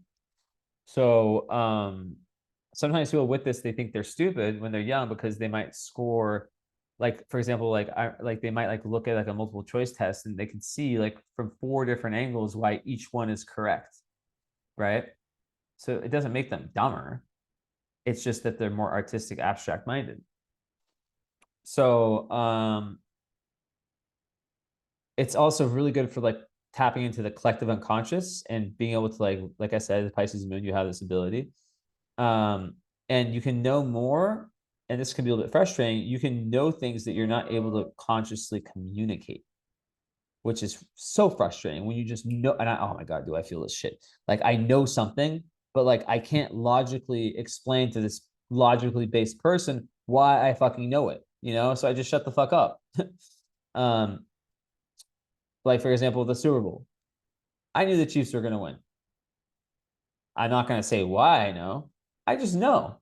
I was right. I don't even watch the NFL like that. But I knew they were going to win. And it wasn't because of like any like cheating thing. I just knew they were going to win. That's probably not the best example. Let me think of something better. Let's say a better example. Let's say it's about a person, right? Let's say your best friend starts dating someone and you have zero reason. Like you have no reason, no logical reason to say there's something wrong with, like there's something off about this person. He's showing himself well. He's doing the right things. He's good looking. He's funny. Blah blah blah. But you see something because you're intuitive. You see something in his eyes, right? You see something in his energy. Maybe it's like a little tiny millisecond glance, right? Or just something that you have it in your head, but you're like, what the fuck? I can't get it. But there's just something about this motherfucker. 3 months later, you're correct. How many times has that happened to you? Something like that. A lot of musical geniuses also have this retrograde. A lot of like the best in terms of spirituality and mysticism. So, it is a gift. The trippy part about it, which I've learned, and this is going to be very interesting for you to hear. I want to hear your reaction. Also, with everything I'm saying for a follow up, I want you to take notes, Miss Pisces Moon, because that's the best way. That's the process, right? This is everything I see, knowing nothing about you, and then we're gonna be able. Then we're gonna compare it to your lived experience, and that's not only how I learn, but that is how we complete everything, right? That's the completion, and we'll be able to schedule that in not long. I'm not booking like so far ahead right now. Um, so I'm just like because I'm changing cities, you know. I think maybe I'll go to Argentina next. Maybe. But I like Peru so much. Oh my God, sunset. Can I go see for 1 second? Just a second. I don't really have a very good view. I don't have a view of sunset. Just a tiny, tiny view. Maybe I can get inspired. Because Libra rules the sunset. Oh my God, it's so annoying. It's like this one building is like blocking my perfect view of the sunset and the ocean. Sorry, okay. I need to take like a little break sometimes where I just like stop talking about the astrology and then I come back to it. I'm like debating, like I'm not like rich or anything like that, you know? But like that's why but like I'm debating. I I just haven't done anything for myself in a really long time. And I'm debating like, do I stay 3 or 4 nights? And yeah. Stop texting me or keep doing it, but just don't. Um, oh, you answered. Okay, thanks. Okay. Yes. Okay, I'm still recording. This is going crazy. This one is going insane. It's insane. This one's going crazy, crazy, crazy. We're at 1:30. We still got a lot to cover. This one, you're gonna be happy that I fucked up. You're gonna be happy. But I'm very happy.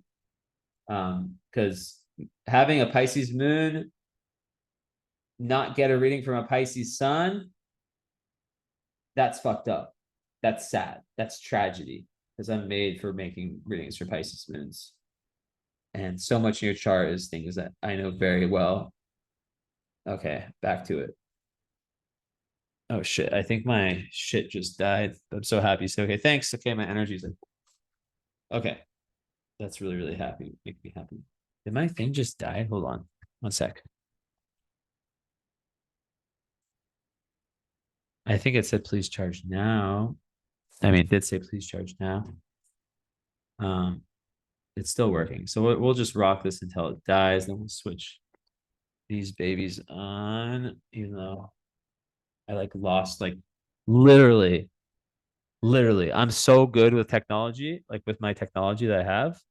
I never fucking lose them, never break them. I came here with these, which I use for work, which are super fucked up. This, yeah. But I love them. Obviously I'm not gonna use these for anything else. And then AirPods, usually like I've had them for so long, like a lot of times only one of them works, but lately they've been better boys or girls or whatever they are, technology. Um, I had like the Samsung AirPods that I liked, but they started being weird, and then lost. I lost. I don't know how. I never lose anything. I lost one of them, so I only have one of them. And then my bows that I've had for like 6 years that I use only for running, right? They're like a different model of bows. I used to use them for this, but then I got these from it for Christmas or something. I don't know. A while ago. Um, they just stopped connecting to my phone. Just stopped connecting. Nothing I did. They just stopped connecting to my phone or to any Bluetooth for that matter. So yeah. So I have these and I bought these ones that are not that good. I mean, they're not horrible, but they're not bad.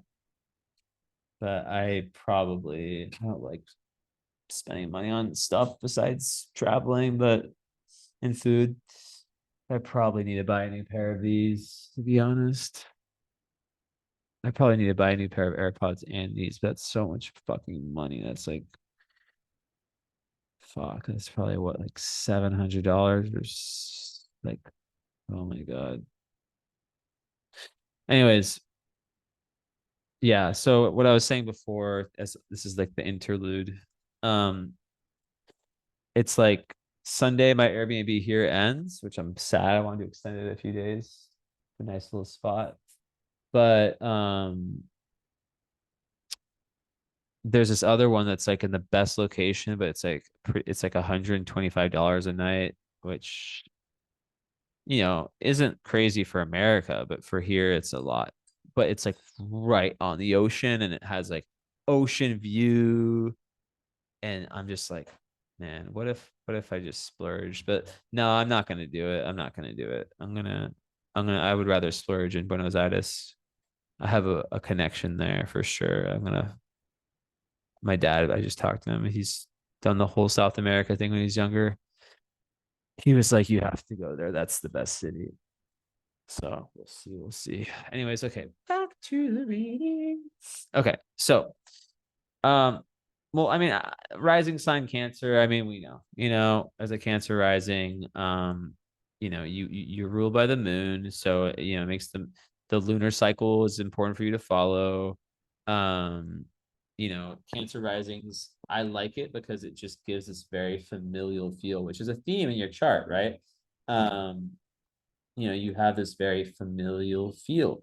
Like Cancer risings, when you meet them, it's like you feel like they're in your own family. You love them.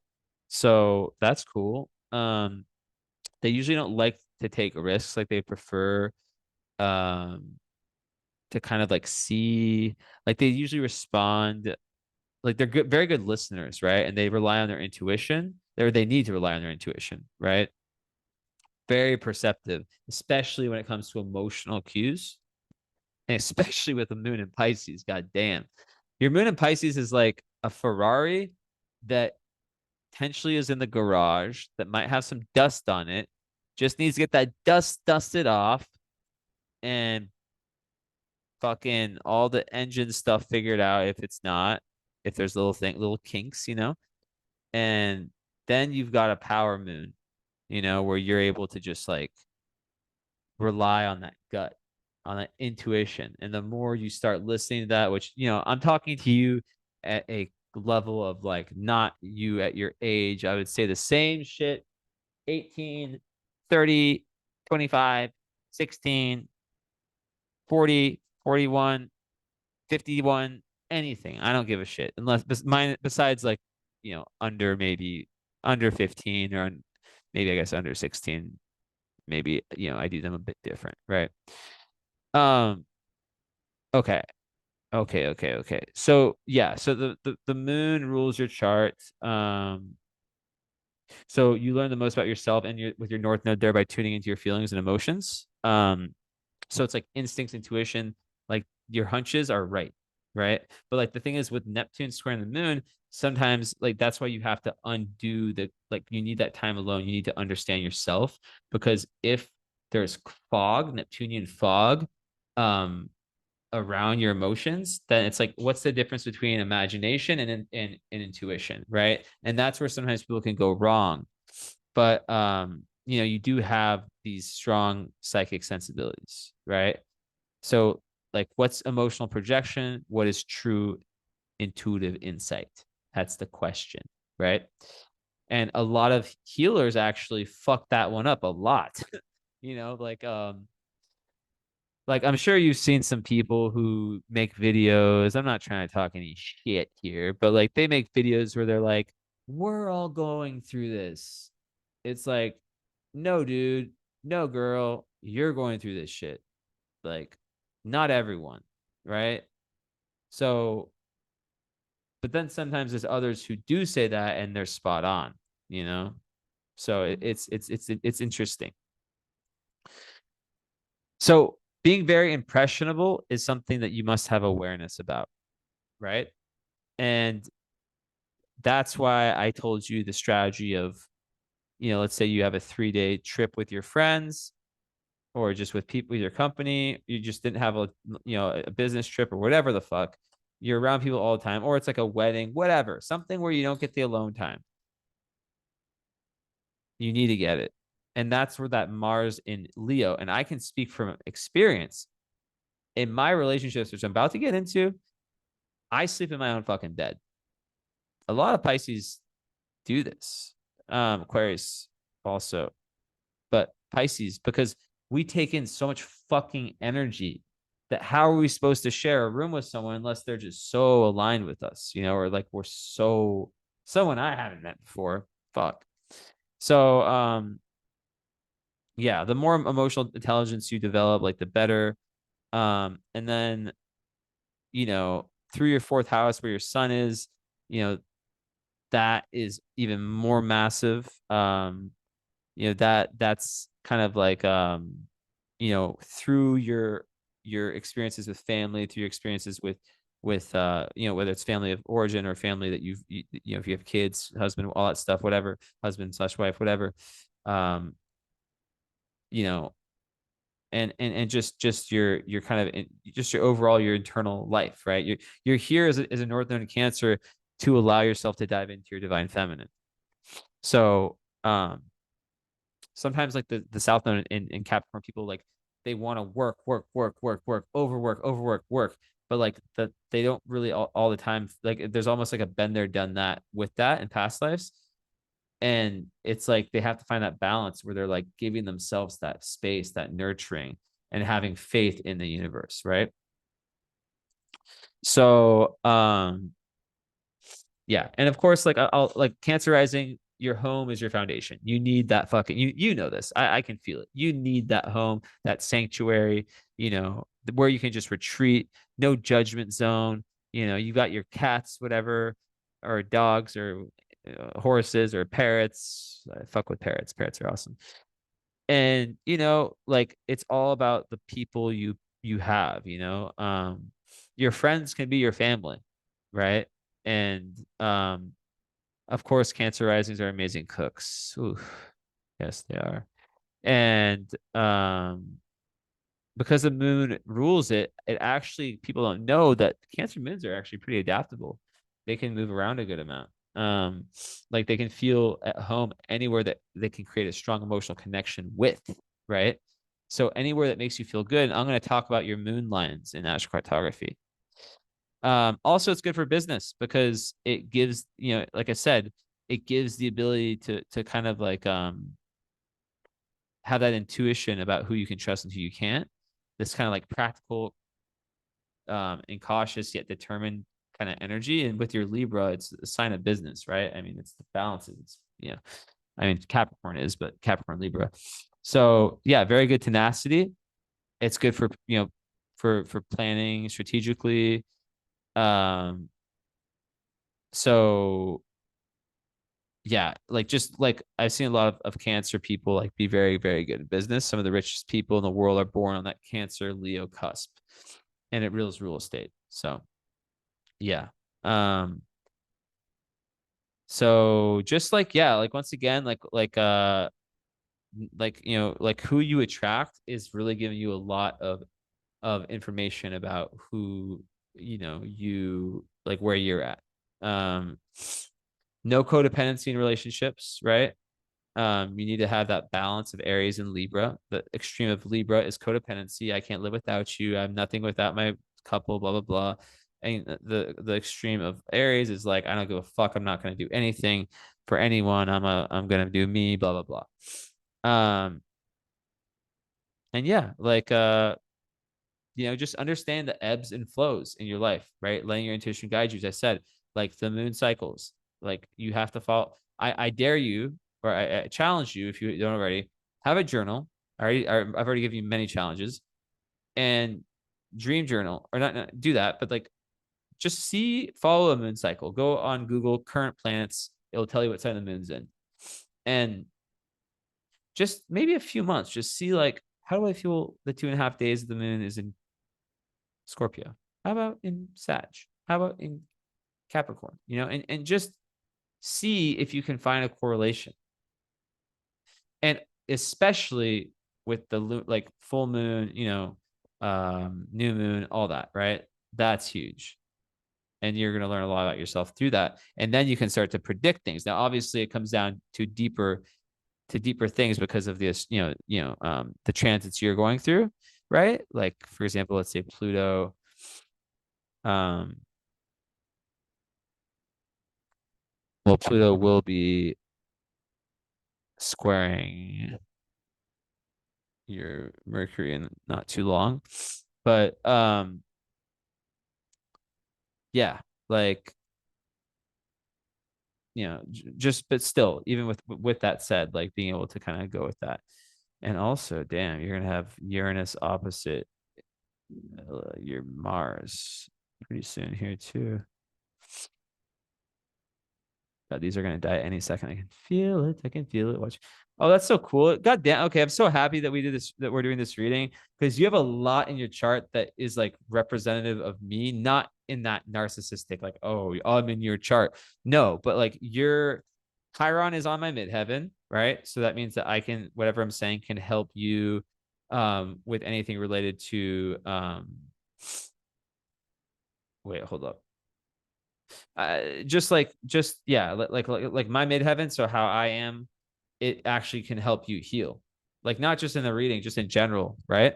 And then your Neptune, which is the coolest part, is on my moon, 22 Sag, 21 Sag.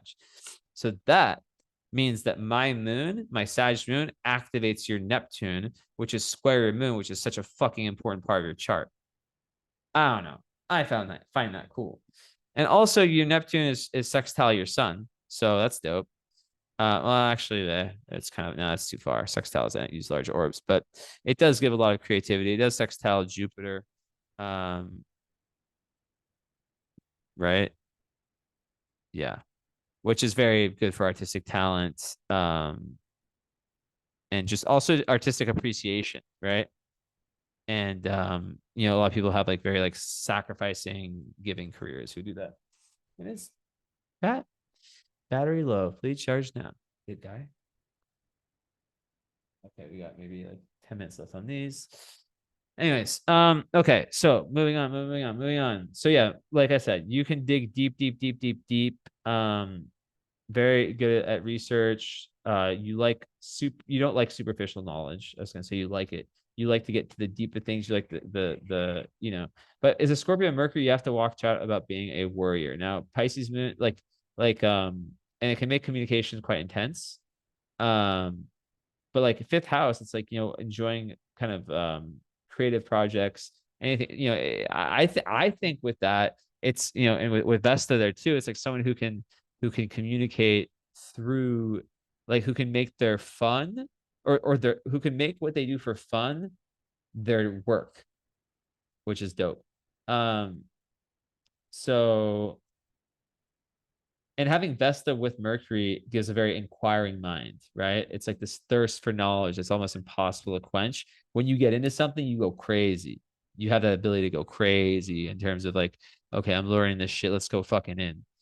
So, and astrology is one of those potentials, right? Whatever you choose, like you will excel there because there's that intellectual spark, right? It's a very unique intellect and it's very deep. So people who talk about, and this is the thing that's cool about your chart, or one thing that's cool about your chart, is that Pisces is very deep. Libra is able to have the small talk. So it's like you can exist in both worlds. Some people, it's just all the serious shit, all the deep shit. But as I said, lacking Earth, that's where you have to figure out the routine. And with Neptune in the sixth, I'm here to tell you that, like like for example, I have it there once again talking about myself, but just as an example, I worked in sales for a while. I thought I was doing a good thing with like this student loan forgiveness thing. I thought I was actually helping people. I was like the best salesman in the whole company within a few months. I'm so cool. I'm so awesome. Everyone clap and love me so much. Just joking. No, I was really, really good, like really fast. But then when I started realizing that it was kind of a scam, because we were selling something. Yes, it was helping people, but it was a program that people could do for free. If they just knew it's for free, they could go online and do it themselves. It's a process, but you know, they could do it. And we were charging like $700. I didn't know that shit. I thought it was something that we were offering. Um, so yeah, once that happened, I couldn't sell shit. And more so, like the better example of that to explain success Neptune is that there wasn't spirituality in that job. their only way there was me helping these people, these people who have a $200,000 of debt, and being able to be like, yo, like we can get this expunged. Like that was beautiful, you know? Like I nearly cried, I remember once, because there's this black lady from Alabama, super nice, and she was just like crying on the phone, like holy shit. And you know, like I thought I was really doing something, and I was like, it's like, yeah, I mean, like paying $700, but like then at the same time, it's like it was something that they had to resubmit their income each year, or else they would fall out of it. And I feel like a lot of people probably didn't do that. I try to make it very clear they had to, but that's, yeah. But like if they did, you know, maybe I still helped some people. You know, yes, they paid $700, but um, you know, if they owed 200,000, that's a big difference, right? Or 100,000. So yeah. Okay. So yeah, it's like a difficulty with coping with everyday life, you know, the monotonous shit. And because you have your South Node, the been there, done that in past lives in Capricorn, you have a lot of been there, done that with working in the materialistic world, right? So yeah, like sixth house Neptune people, for their job, they like to be the service of other people. And then health wise, Venus there is very favorable. Um, it actually does create a very peaceful work environment typically for people, even one where they might find love with their, you know, at their job, or just like really good relationship with coworkers. Um, and very, very good for the physical body and for just kind of like healthy living. Um, I'll get into Venus in a sec. But yeah, Neptune, it's like it needs that spirituality in its everyday life, but it's meditating, yoga, um, you know, astrology, whatever. So yeah, that's important. And if that could be in your job, fucking perfect. And sometimes I feel that people are like, it's like almost like they're meant to do something that has some depth to it, especially with your Mercury retrograde in Scorpio. But yeah, okay. So what was I going to say? Yeah, and then the fact that's with Pluto, like, yeah, that's just like I already talked about that. Like, you know, that's it. Even times two on like the fuck the meaningful conversations. Yeah, you can have them. Social chit chat. Let's go deep. Let's research what's interesting. You know, it's that mind that just can go deep, deep, deeper, and never run out of energy. So yeah, it's an interesting one. But you might feel misunderstood by people. You will. I would be surprised if you didn't. But then Libra helps you exist in this physical world, right? But then people might not necessarily understand the Pisces side, where it's like, oh, you know, so sensitive, need time alone, etc. Okay, boom. So these are about to die, but whatever. Um, so okay, so Venus is with Uranus.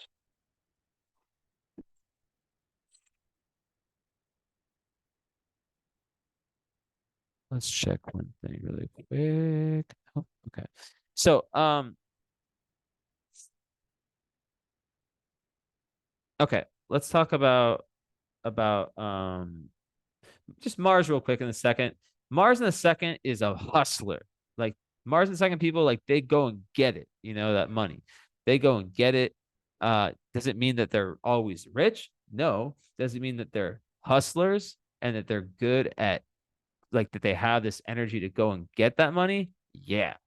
Um, Now it's also giving you this power to develop your strong set of values with that in fire. Um, And then in Leo, like I said, you need to express your personal creativity. It's actually a very confident placement, Mars and Leo, right? Someone who likes to kind of impact their environment. And they can be quite funny and it definitely helps when you have the Scorpio Mercury, which can be quite shy, but Mars and Leo is definitely good for making people laugh. And you know, so you have these two sides, we said, right? All right. So love, amor. Um, So first of all, obviously, as a Pisces moon, if someone ever tells you it's all in your head, they can go get fucking lost. You know, you need, it's not that you need someone who's like you, opposites attract.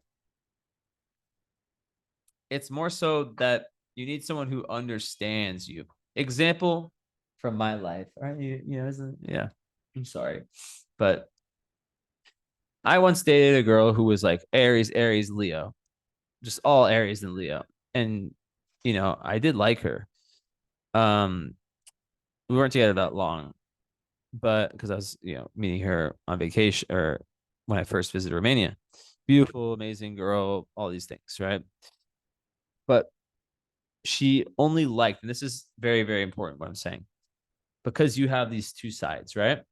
She liked my fiery Leo Sag side. But whenever I slipped into Pisces, she just couldn't understand it. She had no water in her chart, right? So it's like I was like having to try to explain to her, like, yo, like my moods just change sometimes. This is before I was really, really spiritual or really under, like, had like a high, like the level of self awareness I do now, right? Now it'd be way different. Be like, look, like I just need time alone. Like I slip into these moods, I can't control them. Like you're not like this. You just have to like, you know, I like just let me be. Don't you know, like don't try too hard. Like there's nothing you can do that's gonna help. It's not even bad. It's just I'm not talking that much. I'm more introverted. So that's important to have understand someone who can give you space when you need it and that you can have very solid communication with, because the baseline communication might be difficult, right? Like you could be very good at the abstract, the depth, you know, but being able to have that conversation, it's like, you know, the people that just know without you having to say shit, like that's beautiful, right? Where like they just by looking at you can tell this person needs space. Now that's very rare. I don't even know if I've fully experienced that, but you know, at least where you can explain to them and they can respect that shit, you know? Okay, I get it. And they're not, you don't feel this negative energy. So, of course, with a Pisces moon, good vibes only. Pisces can be so notorious for bringing the worst motherfucking people into their lives and playing and having that savior complex, right? So, being realistic and taking shit slow. So, speaking of slow, you have a fifth house Uranus. Let me put this in this real quick. I like to fuck with both. It's gonna be like my longest reading ever. Maybe, but you waited a long time. So yeah, it's fifth in class, but you know, whatever. Right. So like we can talk about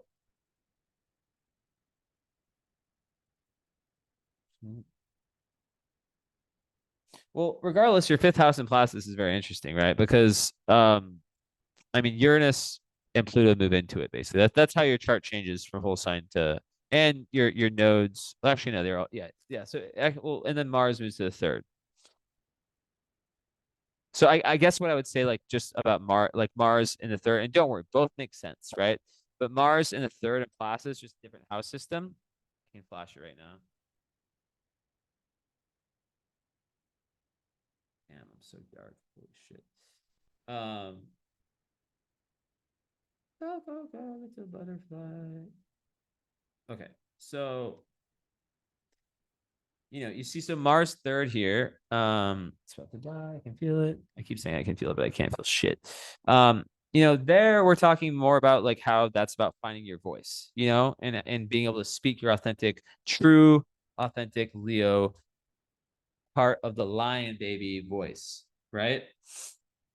Um, it gives the gift of gab as well, and it just speaks more to that intellect, into that desire to learn, and it's good for just conversation in general. So it kind of goes back with what I was saying about your Libra, right? Because like it's hard to exist in in this world when you just can't fucking talk to people, you know. um of course you can find your people you resonate with, but you're holy fuck, I do not even look like a Caucasian person anymore. and this red is gonna just if I don't go outside tomorrow, this red will turn to gold in like a day or two. I hope so, Liz. Damn, yeah. I look Moroccan is what people say. Like when I get like really dark, I go from Argentina to like Arabic to Morocco or some shit. I'm just trying. I don't look. I do. I look like a white human being. I don't know. I sound like one, I guess, but that's just in English. Um, not in French or Spanish. Okay. Um, yeah. So Uranus fifth with vertex. So that's just like speaking about like how I don't really like to use vertex so much when it comes to like the natal, but like it does matter. And the fact that it's there, it's like kind of talking to me about how downloads for you and being in your individual self is so important. But what I would say with oh actually no, I'm tripping. Uranus is fifth house in both, excuse me. Only Pluto and Mars shifted. So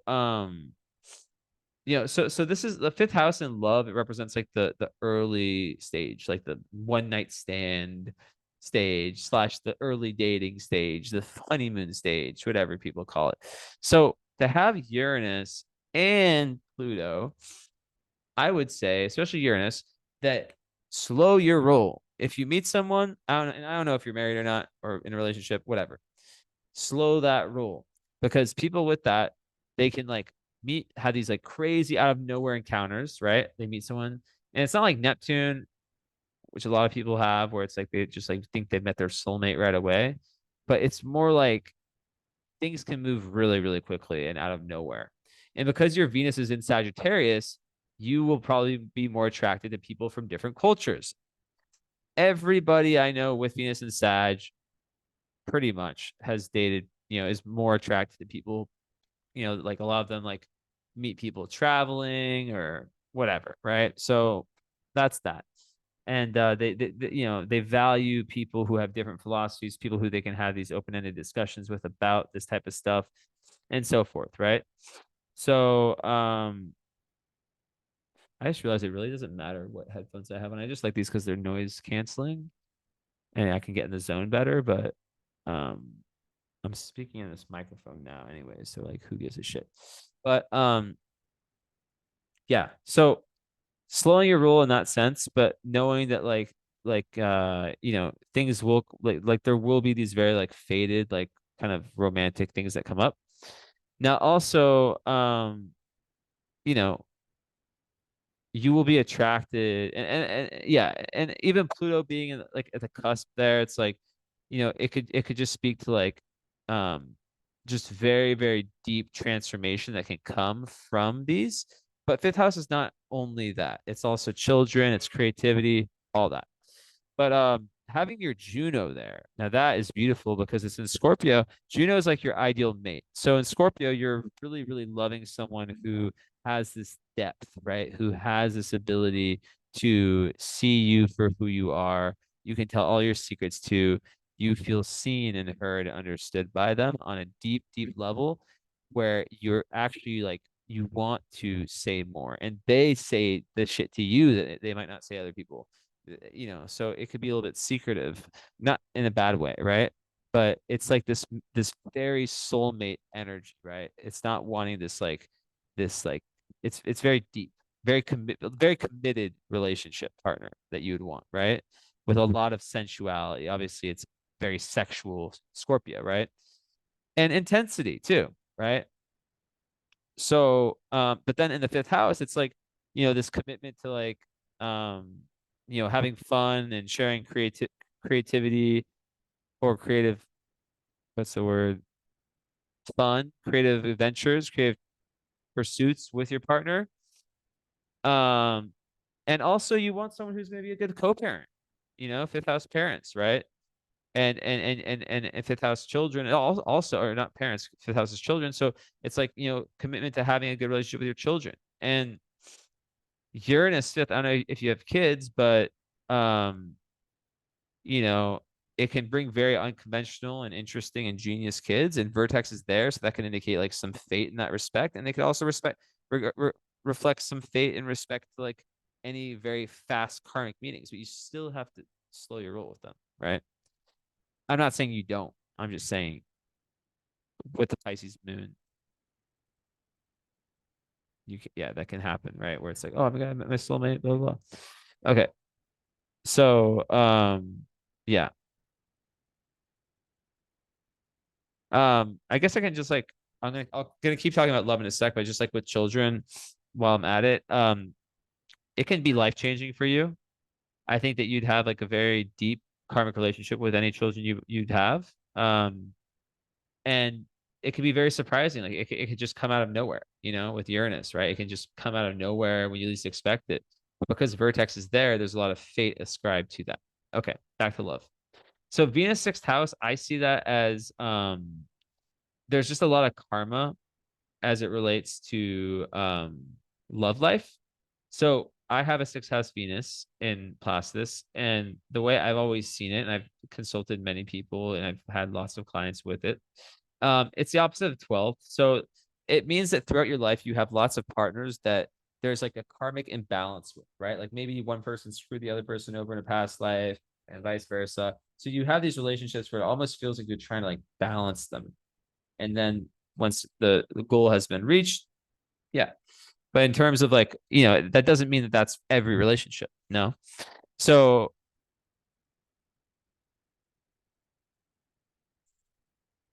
hold on, where the fuck is this music coming from?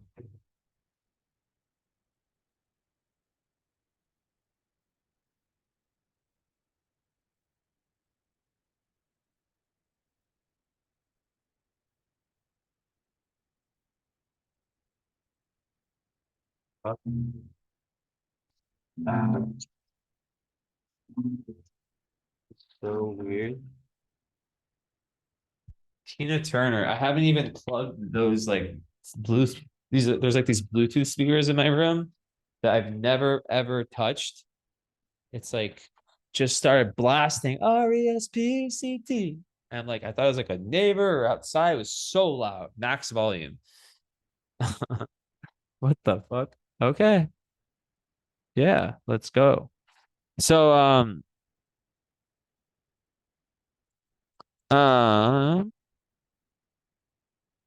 Venus is with Black Moon Lilith. Um Black Moon Lilith is not a planet. And actually I kind of like to talk about it separately.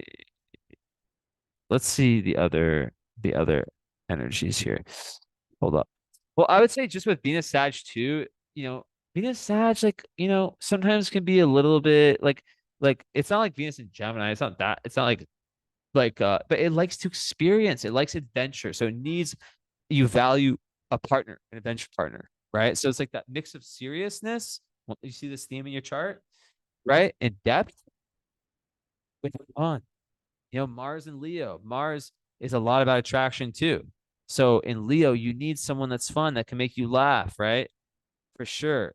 Who's not like a pussy, who can do, who you can do things with. So when I see that, I always think like the idea of like foundations when you're building a building. And it's like, you build the building and so it's like that's like the emotional foundation, right?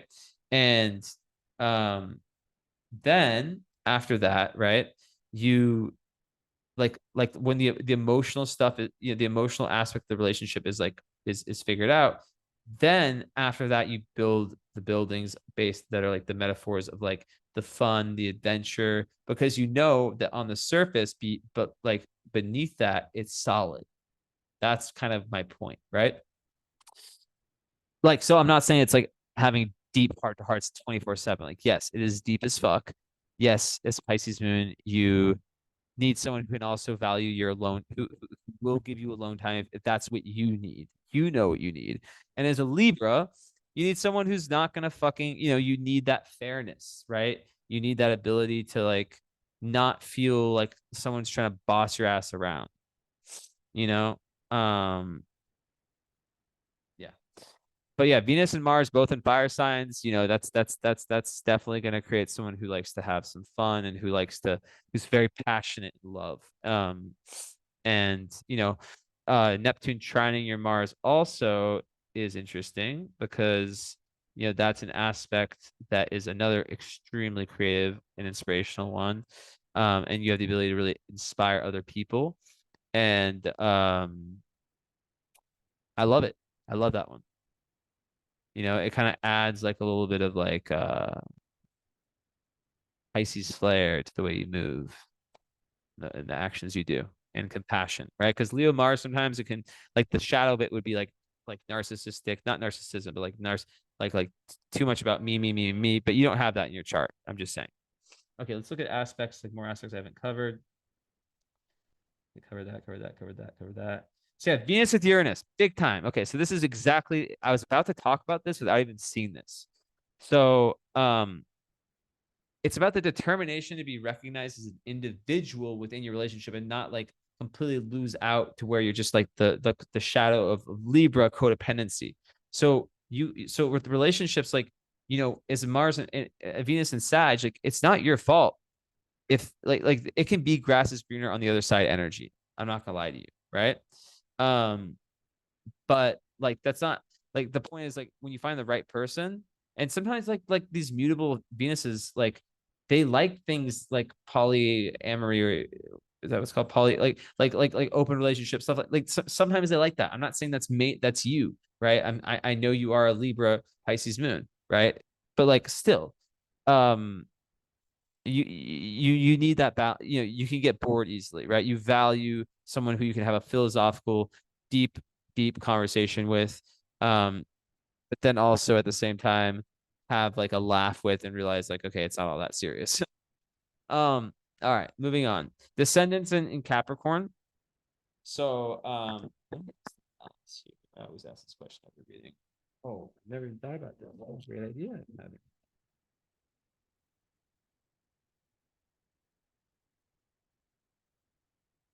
Set a case, but not charging. Let me just test the audio from here. This is so much more comfortable for me. Let me just test it. Test, test, test, test, test. Test, test, test, test, test. It sucks.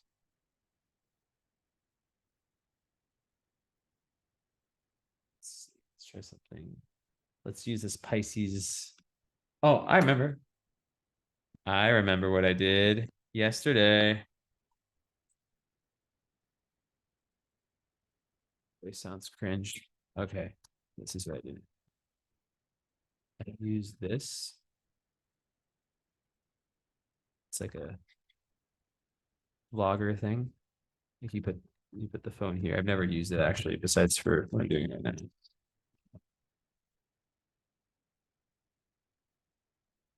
Yeah. Yes. Perfect. Stay.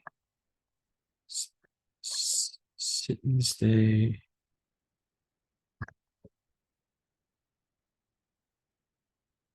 Okay, good.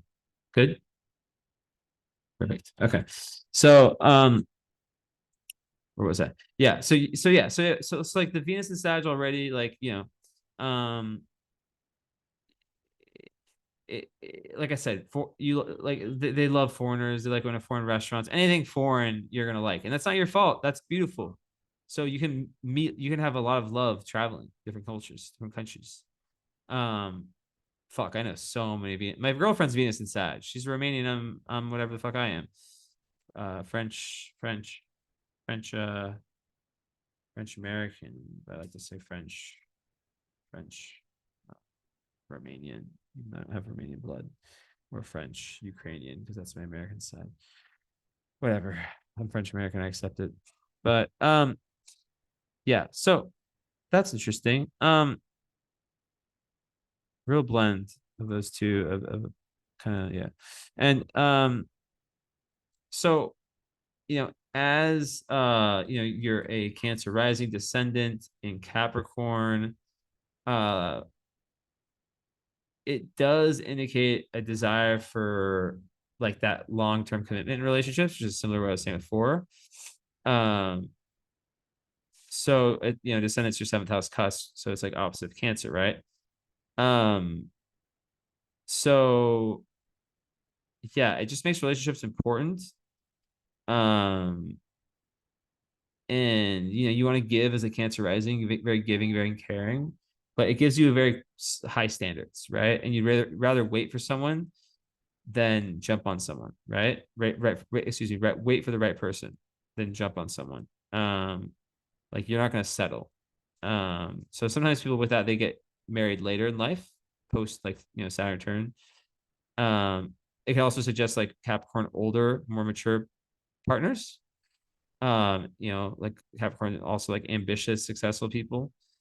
And yeah, like you enter relationships with that, even as well. This is the thing. This is the interesting kind of balance. It's like that would indicate like with wanting that the commitment, taking things seriously, but then like with Uranus and Venus, that's like maybe when you get into relationships, it's like, okay, we need things to be fun, like I need my freedom. I can't lose me within the relationship. That's so important. um so sometimes people with that can like they can fail to communicate their expectations properly, so that's something to know about. And yeah. And once again, like family being so important, right? Like I've said that many times. So I'd say the shadow of that is that sometimes people can be a little bit like cold, like unapproachable, like just that energy sometimes. um so yeah. um So then we think about, okay, where is Saturn? Well, it's in it's with your sun and your fourth in Libra, right? So it's like that is ruling your descendant. Um, so yeah, I mean that could indicate someone like once again the whole family, the whole very karmic component to it. So very karmic love, I would say. Um, but yeah, so with Venus and Uranus, it's like you need your freedom, and you can get bored in very traditional relationships. So it's like they do, but Capricorn is that. So it's like it needs that spontaneous fun and that intellectual stimulation, right? Or you might be out. That's just the truth, right? Um with so with do I want to talk about that yet? I guess like with Venus and Lilith, it's kind of unconventional. Um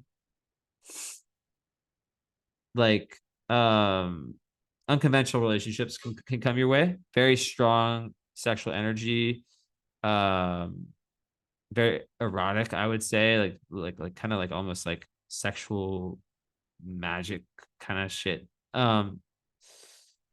But yeah, like it's like very much about sexual experiences and wanting to explore that area of life and kind of breaking norms, taboo, all that stuff. It's a little bit kinky. I'm not being weird. I'm just saying how I've kind of seen that play out. But I think also,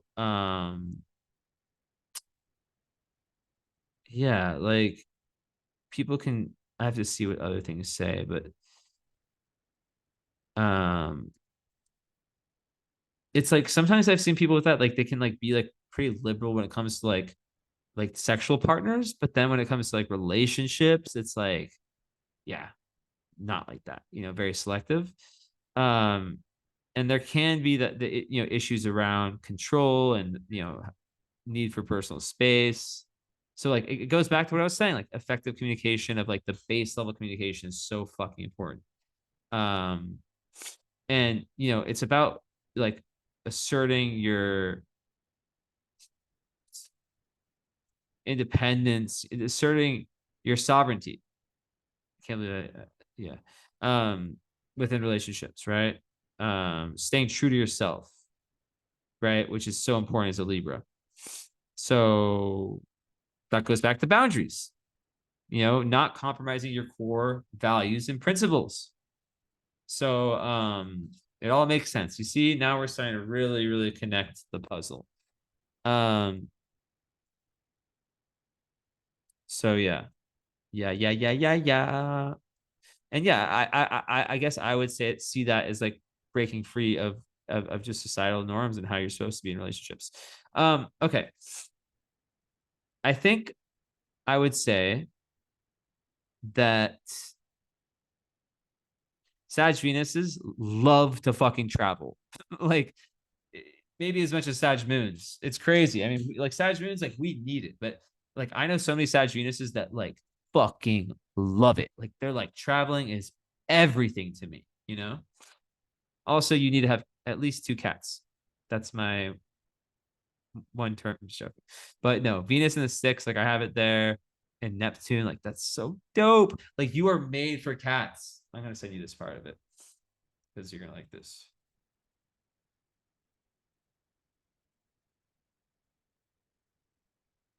Hold up, hold up, hold up, hold up, hold up.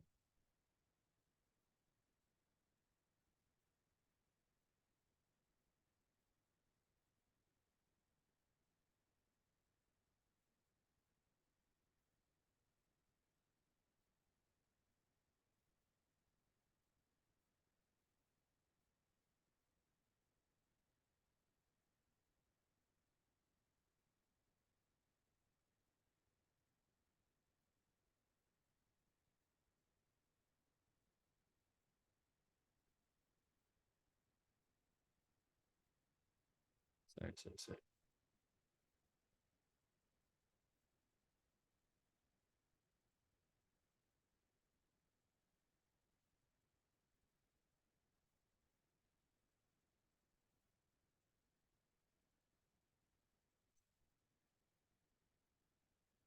Okay, one more for you. Um, I was gonna send you one more. Still going like a motherfucking train. You need to get cats. If you don't have them, I'll be mad because you have a chart that's made for cats. Even like having like a witch cat. Because look, you have Venus, sixth house, Sag, right? Neptune and Venus in that house. So Venus in sixth, like I have that, like a lot of pet lovers I know have that. You love pets, right? You'll love them. Um, and especially with Uranus with your Venus, it's like you love the Uranus energy. That's what a cat is, right? But then Neptune, that can give you a psychic fucking relationship with animals. And what's the most psychic animal? It's a cat. Um, I love dogs. I love all animals, but like, you know, I'm telling you, you could be like a pet intuitive or some shit. And if not, like you could like just have such a crazy, you could like communicate with your pets, and cats are the best for that. So it'd be a shame if you weren't a cat person. And even cat allergies, I've seen so many people like who like had them overcome them, I swear. And there's like a spiritual component to that. um I've been told. I've just seen it happen like many times. I mean, yeah, there's levels to allergies, but like I've seen people like really, really, really, really like pretty allergic, just not be allergic at all after some time. And yeah, is it like something about like the divine feminine or being connected to like your intuition? It's something like that. Cat karma is huge, and you have this fucking massive cat. And then like your Lilith there, it's like you could have like a witch cat who can help you with your spiritual work and connect to your intuition even more. That's my biggest advice. It'd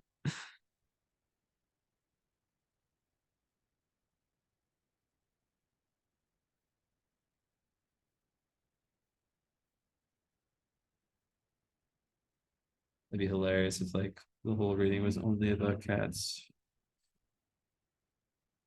I know on Instagram. Oh my god, people are so happy. Sure. Okay, so we traversed here, traversed here. Oh, Mars square Uranus. That's the shocker aspect, right?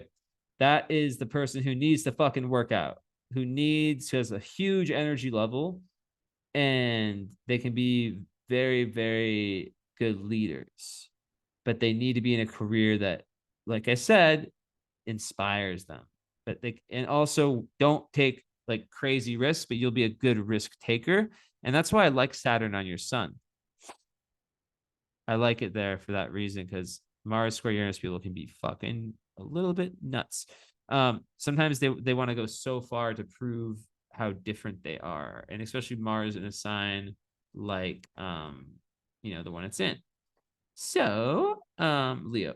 So it's like the clash between freedom and security, right? And yeah, so I would say like sometimes in relationships there can be fear of commitment. Um like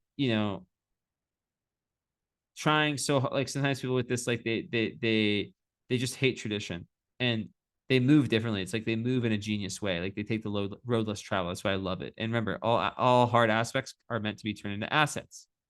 um so like sometimes like yeah, emotional expression can be tough. I've said this many times. um and there can be fear, mm, yeah.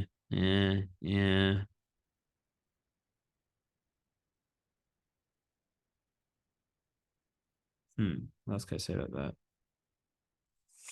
I guess people with this sometimes like they try so hard when they're, especially when they're younger, to stand out from the crowd, that they'll do things that are like objectively bad, or like the not the right thing, just to do the thing that stands out, right?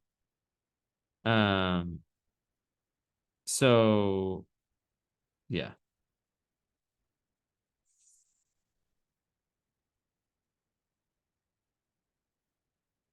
yeah. So yeah, I would say like the risks are calculated, and um using like because it's so much firepower within you, having something, a workout regime or something that makes you sweat, or else it can lead to frustration, right? But it's once again another one that's all about freedom. um so it can be like in relationships, like again, right? Because remember, you have Uranus square Mars, Uranus conjunct Venus, so both are affected. How does that even make sense? Because it's in the middle, right? 27, 24. Yeah, I mean, it's barely conjunct because they're not squaring each other. The Venus and Mars, that's too far. And it's done. 1 second. Oh, of course, I tried charging it, but my USB was like not, it was plugged in. It was making the sun. Okay. Vamos começar. No phone.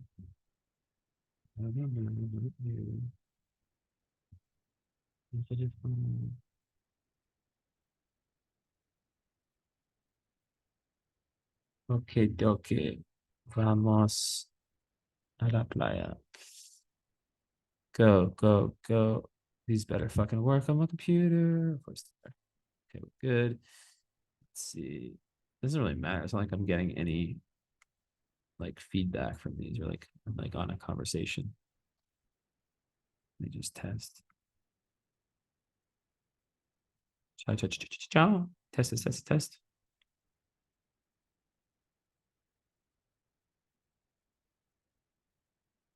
Perfect. Okay. Oh, oops. Okay. So, where were we? Okay. So yeah, basically that's kind of that's important. So then we look at the outers. Jupiter fourth, I like it because it, well, in terms of, Jupiter fourth house, people like to have large homes. And they like to have homes where they can learn in, you know. And Jupiter and Libra, they are very, very good at bringing peace, great peacemakers, great diplomats, great just people, good communicators, and fourth house, like it's just good for seeing like I said, I already said this. Like it's good for seeing like the light within the dark. Um, Saturn fourth, that just speaks to like home life, maybe not having been so supportive early on. Um, with which usually, can lead to like that lack of feeling like a firm footing in life or like feeling supported. But then people with that through their own hard work, they want to build up like a solid home base slash home like family of their own, like a foundation in their life. And if they didn't have that as a kid growing up, they might be like the best parents because they want to provide that to their kids if they have kids. But that doesn't mean they have kids. I'm not someone who says, oh, you have this, you have kids. That's not me. No, es yo. Um, so mm, mm, mm, mm, mm, mm. I would say that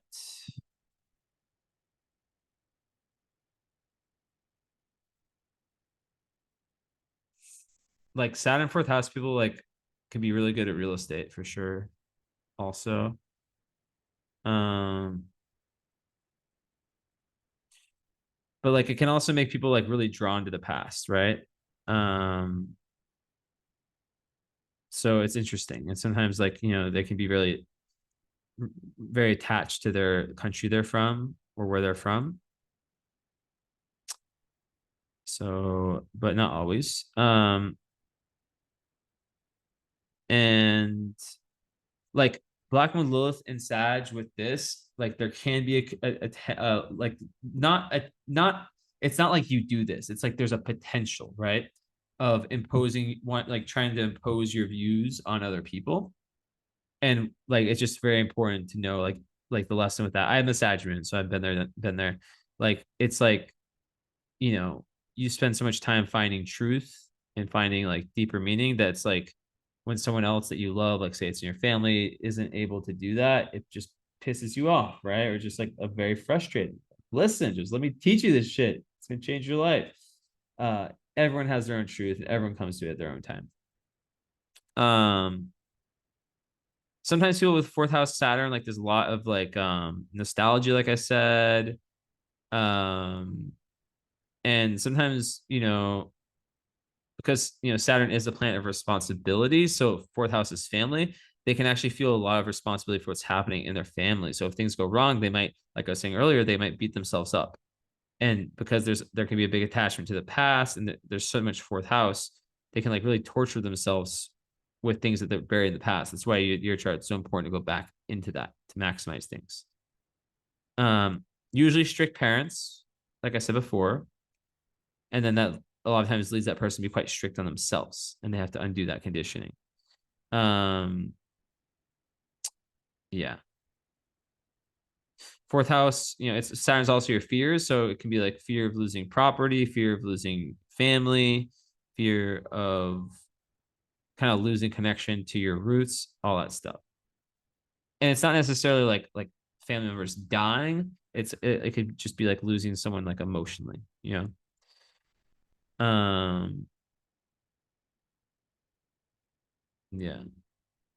But then you have Jupiter there, which kind of undoes a lot of this, right? Um, because that just gives Jupiter in the fourth like gives like a level of spiritual protection, um, a lot of luck also. So it kind of undoes a lot of what I just said, or kind of it makes it so both can exist together. Um, so a lot of times people with that come from a large family, not always. Saturn might say something differently. Um, so you most likely have inherited and have like a strong relationship with your ancestors, so tapping into that could be crazy. With your IC and Virgo, and with this, like usually I wouldn't be surprised your family, like if it was quite intellectual, but I'm not going to make that claim, like very like book smart type people. um And yeah, it's interesting. It's like a mix of like optimistic and pessimistic. I don't know. You gotta tell me. You gotta. I'm not gonna remember anything I say, by the way. So you're gonna have to like what people watch this a few times, make notes. And if you want to add like the current astrology, let me know. I'll give you a big discount for that. I'll go into some of the things, but it's a really really like the follow up is an hour, and then the current astrology is two. So it becomes a 3 hour live session. It's not like a super long wait or anything like that. Um, I just schedule them in my calendar, wherever it is over there. But yeah, like I would, it's usually 360 or something. But I would, for you, especially with what happened, I would do it for, and I'm gonna give you some of it now, anyways, right? Both that semester cartography or not now in a sec. I do it for um I'll go record low. I'll go 230, which is insane. Um I'll write it down too so I don't forget. You see, I am fucking organized. I swear. Like this is what's so crazy. I'm even gonna write on the notes. This is the one. So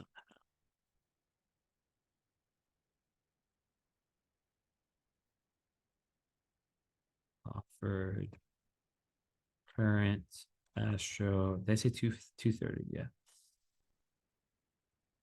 So yeah, let me know. It's always a good time. We go over a lot. It's not just like it's the best experience. Like if you're gonna work with me, I love meeting people like that, and I learn so much. We learn so much together, and we kind of it's like understanding like what's happening now fully. What's we even sometimes go in the past. It's just using all my predictive techniques to kind of for you to understand the future, like the energetic weather. I'm not going to say this is going to happen on this date. I don't do that. I'm not a fortune teller, right? But it is very good. I do compatibility readings too. In case you're wondering, I also teach astrology one on one. I don't do classes because um, I just don't. I like one on one. I'd rather teach one person who's really motivated, like really really well, than a group. And I have some kind of bad feeling about people stealing my work.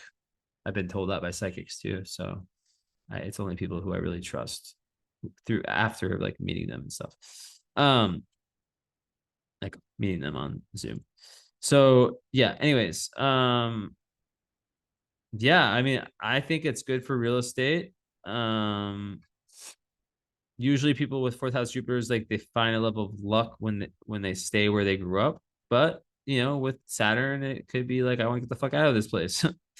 um, Also, you know, um, it's good for the later years in life displacement, right?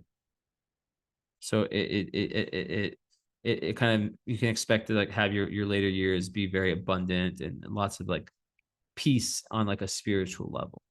That's kind of beautiful if you ask me. Pluto, we probably we can go fourth or fifth. Look, or actually, no, I'm gonna go there. I'm gonna go there in a sec.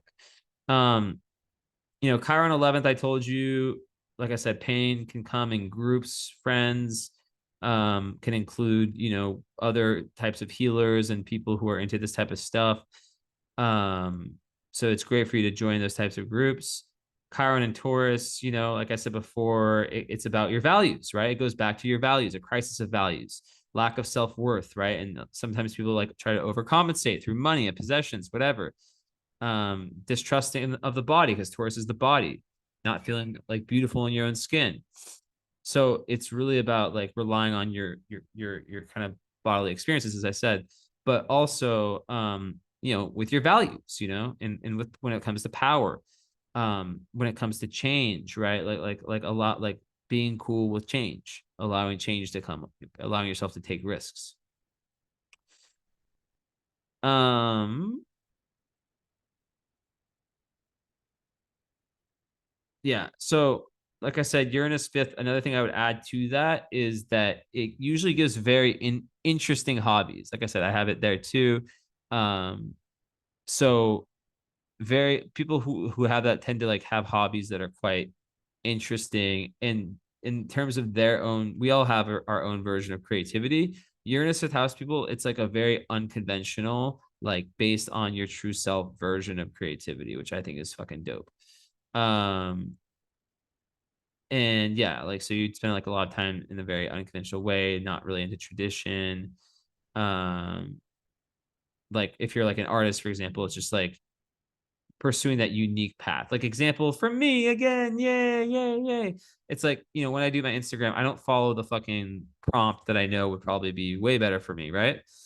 Um, I do it just based on how I feel, you know, even if a post gets like no engagement or no likes, it's like, okay, you know, like I don't like it because like I want people to see what I'm talking about. And sometimes those are the most important posts, but like I do it based off me. And that's a very Uranus fifth house thing. Also it can make you like really love technology, like video games, anything with the internet, whatever, right? Like now fifth house also is speculation, right? So um this is a risk because the luck can really fluctuate. So I've learned to avoid like making. I mean, I was amazing at sports betting for one period of my life, but I've been so stupid. Like I can't tell you how dumb I've been at investing. Like back to back years, not this year. Crypto, horrible. This one company I invested in, it's lost probably half of its value. It's not done, but it's just like that's also my Saturn in the fifth, right? But Uranus in the fifth, it's just like just not going too crazy with that stuff, right? Now also with love, it can I didn't add this part. It can be it's never boring and it can be attracted to unusual people. That's another thing I didn't I kind of left out. I didn't add. Um, and yeah, I kind of said all the other stuff, but I guess like yeah, like the children can be like I said, very very talented, very unusual, almost like genius kids. So it's cool. Um, All right, Neptune 6. I talked about that. I feel like I said everything. Yeah, I said everything about that one. That's like the one like confusion and job with the pets. Um, and just having spirituality into your daily routine. Pluto, where it is, you know, fourth, fifth, you know, you decide, let's say fifth house Pluto and Placidus, that's someone who has a deep, deep creative purpose here on Earth. They come into Earth, they feel like they know they have this deep creative purpose that they have to fulfill in some way. Fourth Pluto is different in whole sign. That speaks to like, you know, but it's so far from the IC that I don't even want to call it a fourth one. You know, like to me, intuitively, like this is a fifth house Pluto. But, you know, just for the sake of it, we can say that it is very much about like, you know, fourth house Pluto is like an explosive home life early on, trauma early on, things boiling beneath the surface, but so far from, you know, it's yeah. But like I guess with your the way your chart is in Placidus, it's yeah, it's still at the very edge of it. But yeah. So I would feel more fifth with that. Um so Palace Virgo, you know, third house, very intelligent, good communicator, someone who likes to analyze all the details before going in, very discriminative, like, you know, before they go in and strategize, like they want to like know all the details and really know like, okay, before going to battle, I need to know all these little details, right? Instead of someone like, for example, Palace and Aries, like me, who, well, actually, that's not true. Um, it depends on a lot of factors, so I'm not going to say that. But like, yeah, it's about kind of knowing, yeah, but making sure not to overanalyze.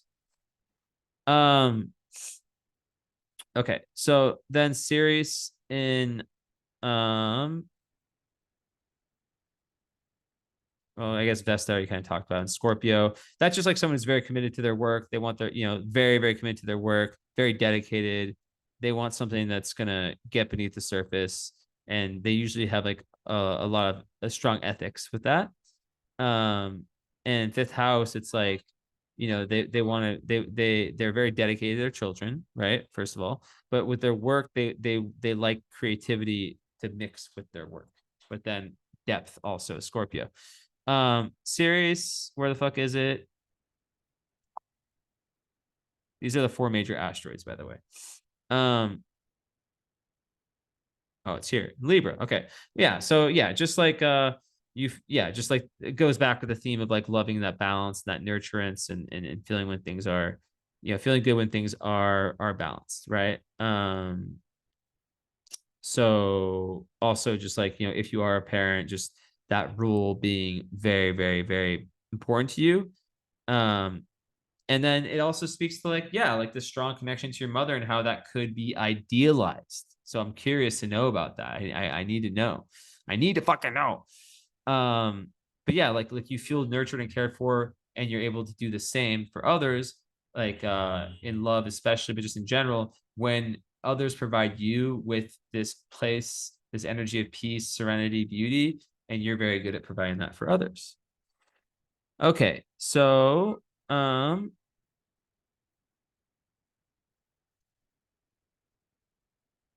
yeah, I like with the nodes, I've already kind of like said, like we're actually part of fortune in Aquarius in the eighth. Just your flow state, like where you feel really good is when you're going deep within yourself, when you're surrendering your personal ego, for your soul, um, and kind of just the idea of regeneration, death, regeneration is so huge for you, and just anything with like esoteric occult is going to bring you a lot of joy and good fortune. And then like Aquarius, part of fortune, it's just about how community, humanity, humanitarianism. I mean, freedom in general and nonconformity that brings you joy. So when you're going that direction, you like think like that's your flow state. That's when you're feeling really really good. Um, yeah. And also like with Black and Lilith, like making sure not to throw yourself into like just having self restraint, not throwing yourself into like new ventures all the time, not taking on too much that more than you can handle, stuff like that. I've already said like more about that. So also, yeah, just like not pushing your truth on other people, not being overly blunt, stuff like that. But like sometimes, like there's a difference between being blunt and being assertive. You know what I mean? So yeah. Um, but it's with Venus, so Venus will temper it. Okay, so then there's the nodes, right? Of course, which I've said, like in Capricorn, seventh house. So seventh house south node is very interesting because there is a karmic tendency to submerge yourself too much into relationships and have those define you too much. So it's that balance between, like I said, Libra and Aries, right? Relationships and independence. So it goes so perfectly with everything I've said, you know? So it's like the idea of being in a relationship, good, but not needing a relationship. So you know what I mean? So it's good to be able to be happy single, and then if something good comes, great. If not, it's fine. Right? But not like putting all your eggs in that the basket of like, my happiness is based on whether my relationship's going good, something like that. So yeah, not like overly submerging yourself in others in general, and just like giving to yourself, allowing yourself like really like, it's your journey, kind of first house north node. And um, you know, I would say like with the north node in Cancer, it just goes with the theme of learning to express your emotions honestly, right? So that you're able to like actually nurture others with all this wisdom and all that you have, right? And like overcoming like becoming more loving, like just having love, self love, and then your nodes are square Mercury and Pluto, so that is speaking to like um your Mercury is in retrograde, so that is telling me that you have self-limiting beliefs or ways of thinking in your head from past lives, right? Interjects in psychology, right? That you need to like reprogram. You need, conditioning. So it's about really, really looking and analyzing how you think, your thought process, your internal workings, and like really redoing it. Not like it's all off, but like And that's why you have Mercury retrograde, because Mercury retrograde forces the thoughts inside and makes the person think more about how is my thought process, how is my way of communicating, etc. Pluto square nodes. Welcome to the club. Welcome to the club of past life fucking trauma. I have this. I probably, how many charts have I done that had this? Under 10. This is the biggest signifier of past life trauma in astrology. The most important thing I've ever learned about astrology is this. And for me personally, because I always grew up without crazy trauma in my life, at least that I can remember. And then when I learned about this, I was like, oh, now, and then they always try to say, oh, is this, oh, is that, because I was fucked up before, right? And then I learned about this. I was like, my life changed. I swear. I was like, yo, it all makes sense now. The trauma that I feel, right? Like that I'm showing is not me. It's not me. I mean, it's me, but it's from a past life. So the fact that it's in the fourth, right? So it's a 147. That makes me think that there's something with relationships. And it might be really hard for you to trust in this lifetime, right? Yeah, it might be really tough to trust. And so past life regressions or learning about your past lives can be very, very, very helpful.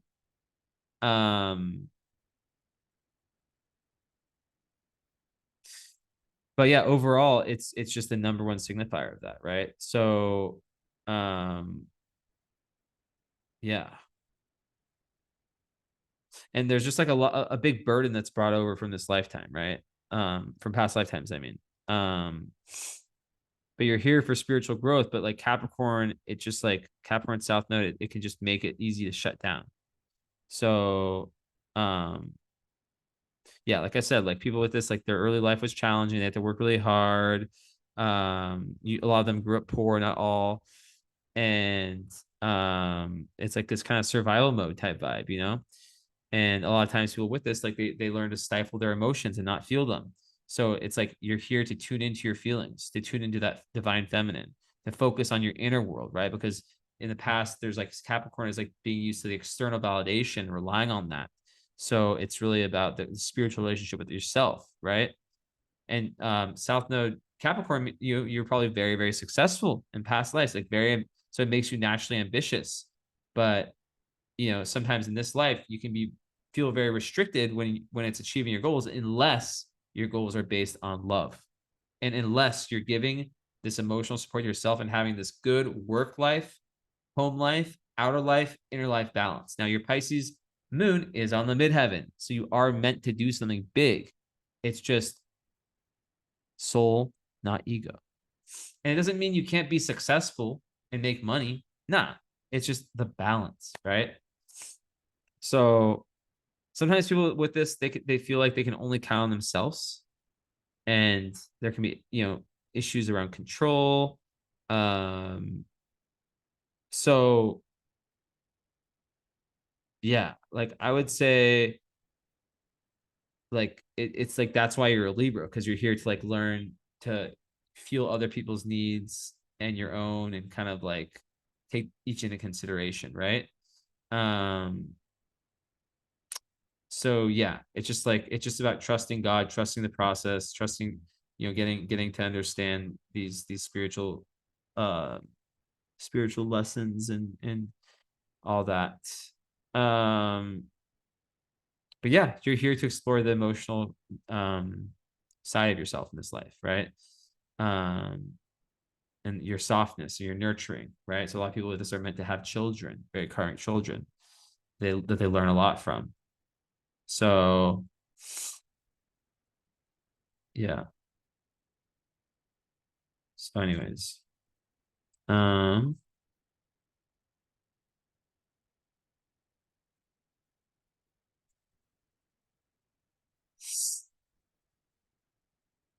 also I'd say, like with Northern Cancer, it's like sometimes even if things are difficult with the family, they have to like make efforts to like make these things right, you know. Of course, like there's there's always boundaries if it's too far, like the alcoholic parent who narcissistic parent who'll never change. Okay, I get it, right? But yeah, it's just about vulnerabilities, you know? So yeah, it goes with a lot of with a lot of things I've said. There can be a fear of relationships. Um, there can be like uh this preference of like career over raising a family, right? Because that's just what comes naturally. And I'm not saying you can't have both, right? Or yeah, but I'm not saying you have to have a family. It's just about just connecting with the people that you're here with, right? Sometimes people with this, like at some point they have to like sacrifice and take care of people who are in their family who might get sick. It's not easy, because the Capricorn like is really, really about achievement, and they might have something big going, which like I'm not trying to like hit the sails out of your wind with this. I'm just telling you that like the North Node is a mountain that has not been climbed, so it doesn't feel easy, right? But it feels fulfilling. So it's a balance of the two. I never want someone to think like, oh, because your South Node's in Capricorn, you can't be successful. Nah, fuck that. Um, but yeah, intimacy, intimacy, intimacy, intimacy, and vulnerability, vulnerability, vulnerability, vulnerability, authenticity, authenticity, authenticity, sharing it. Um, yeah, and empathy, empathy, right? Developing that, continuing to like focus on your emotions and your intuition, right? Because like Capricorn is a lot more logical. So trusting your gut feelings in this lifetime is huge for you. Okay, that's the whole reading. Let's talk more. Wow, 3 fucking hours. Jesus fucking Christ. Okay, let me talk a little bit about some other things. I'm pretty fucking tired. I did not know I'd do a 3 hour reading, so I'm not gonna go crazy with this stuff. I'm just being honest with you. But yeah, this is probably one of my longest readings ever. So I just went crazy with the reading. But basically, yeah, and we can talk about this if you want to do the current astrology. Just let me know. Like we can talk about like everything. I'm not gonna like because there's so much. There's solar arc, there's progressions, there's solar return, there's the transits, the house that the planets are in your chart. There's the progressed lunar phase. There's annual perfections. It sounds complicated, but I make it very easy, right? So overall, I mean, the biggest thing, like when I'm just looking at your chart, is that I'm just imagining where the planets are. Hold on. Let me just go through it real quick. Okay. Okay. So yeah, I mean you passed the Neptune on Moon a while ago. The sun is at 17 cardinal. So you passed, yeah. So basically you passed Pluto on your sun years ago, many years ago. But there maybe was a 2 year period that was crazy. We can go into that if we do that other session. Which, like I said, you already have the 1 hour follow up, which is all about this. I separate the two for a very good reason. You'll see it's confusing when you bring the two together because they're very different. One is changing every year. I tell people come back to me once a year if you want to. But yeah, okay. So Uranus opposite. Okay, so we have Uranus opposite Mars. Do we have any other fixed over there? No. Uranus square Mars, excuse me. Nothing's here, nothing's here, nothing's here, nothing's here. Um,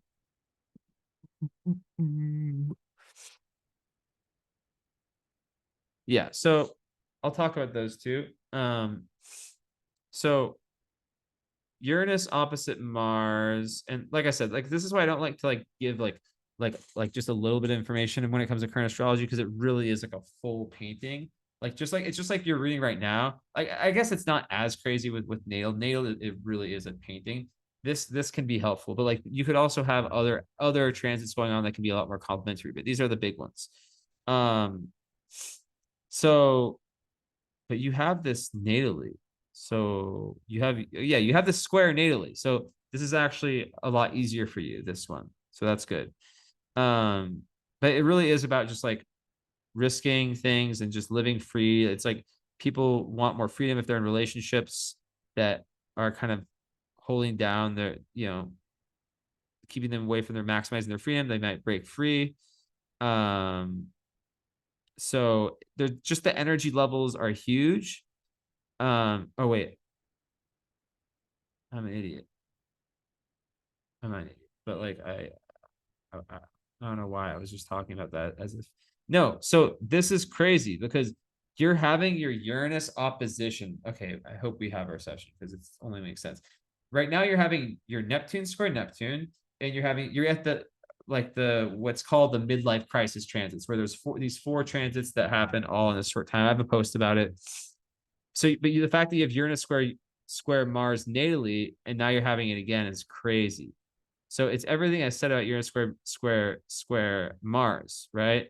Like kind of just wanting to really break free from any restraints. But because you have it natally, it's not going to be anything that's like, yeah. But like if there is anything in your life that's like makes you feel kind of like imprisoned, yeah, it's gonna you're gonna want to like separate. You're gonna want it makes one really want to feel young in that sense of like just going and doing a lot, moving a lot. Have very very high energy levels, but sometimes like you have to watch out for like throwing yourself into tasks that or into kind of like being like stubbornness and doing things like that don't like grass is green on the other side and you don't actually want that. um yeah, so yeah, and then Pluto with Mercury, that's going to be going for the next few years. And that just kind of makes you really really challenge your previous beliefs. And it can be quite nice, you know, as a Scorpio. I mean, like there is a lot of purging of old ways of seeing things and just kind of how you experience meaning in your life. um like but it can bring like a lot of like kind of dramatic type mercurial events like arguments. um yeah, so it can kind of bring a sort of darkness to the mind at times. um so um it really at the end it does kind of it can also bring like a lot of obsession, let's say with studying something that has deep knowledge like astrology or something. And you can go to great lengths to learning that, right? And you already have like this is the thing about these two transits, that you already have a Mercury and Scorpio, Pluto. So Pluto squaring it, it's just kind of boosting it more, even though it's a square. So, and then Mars square Uranus, you have it natally. So those are like the two ones that just pop out to me. Aries 15, no, no, no.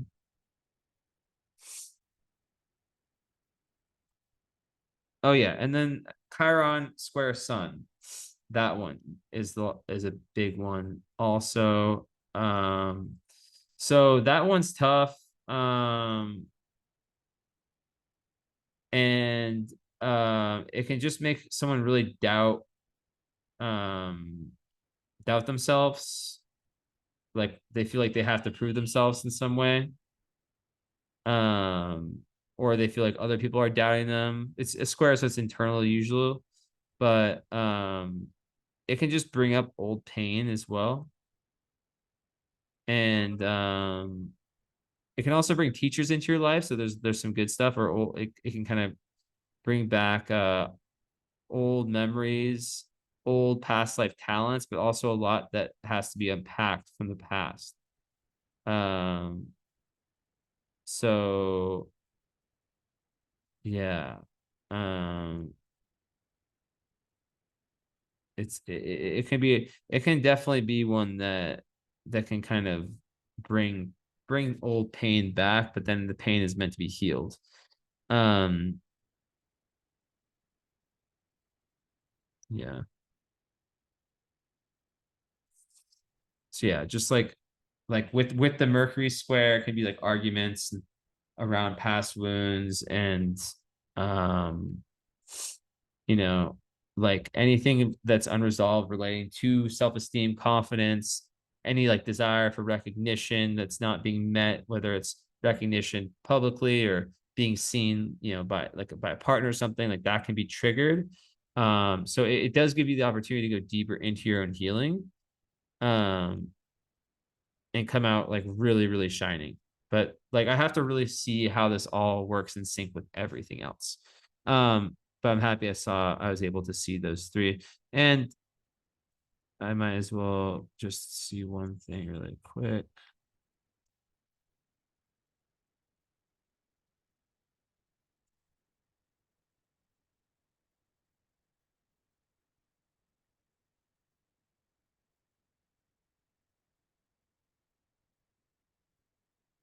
Oh shit. Oh fuck. Okay, I need you to search this shit right now on Google. Big. I'm so happy it looked. And if we have the session, we can talk more about it. So if you do want to have that session with me, don't look it up because we can talk about it all in person. But this happens once every 30 fucking years. Your progressed sun, it moves 1 degree a year.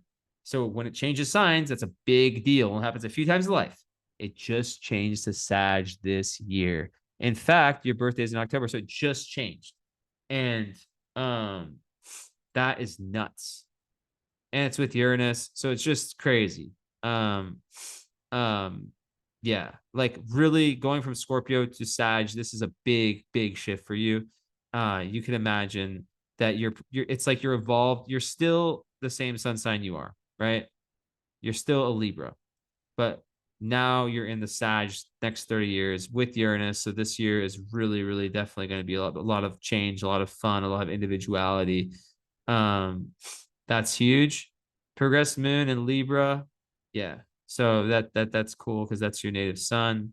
So that's just like, yeah. I'm just looking for anything massive. So cool. Okay. Let's just do a little bit of astrocartography. Just real quick, 3 hours. Jesus Christ. Let me order food. I'm hungry for some fish because here's the best fish ever. Although I might not order fish because I ordered it last night. And I don't eat pig, so so much of the like when I was in Colombia, it's like everything is pig, and sometimes they don't like write on the menus um like they just say carne, just meat, and I'm just like what fucking kind of meat? But yeah, okay. So just real quick, I mean, this, like I said, this is another one, like it's a full fucking reading, but um, I'm just gonna tell you some places. Cabo would be a good place to go on vacation, good place for finding love.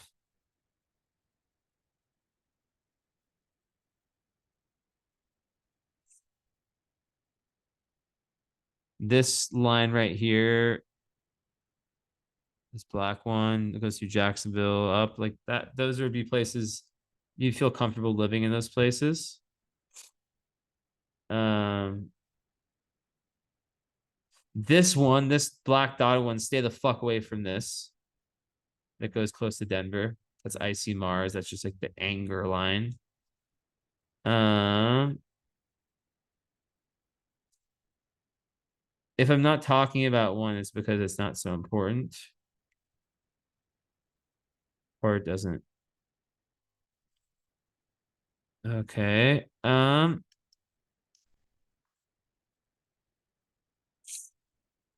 So let's see.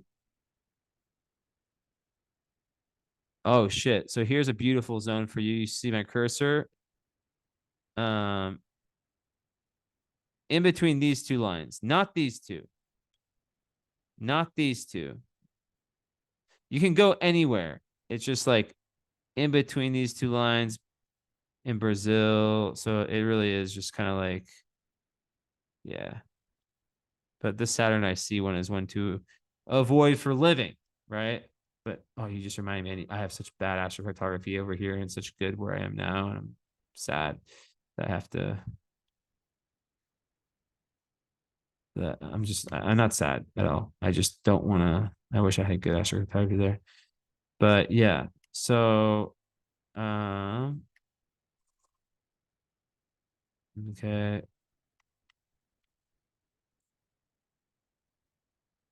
Yeah, ocean. Let's just look at Europe real quick. There's a lot more you go into and stuff, but um this line is a moon line, moon descendant, so it goes over like Birmingham, Glasgow, parts of France, parts of like close to Villarreal, Valencia. So a moon descendant line, any moon line you'll feel comfortable around. Um, and it could be like a place where you seek out relationships.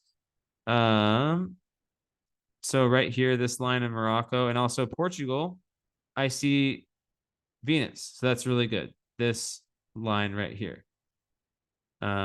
You're very good for manifesting there. You feel beautiful. It can make some people a little bit lazy, but it's a great place to just chill. Um,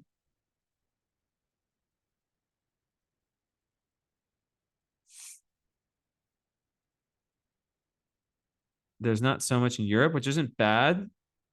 Um, it's not bad. It's more neutral.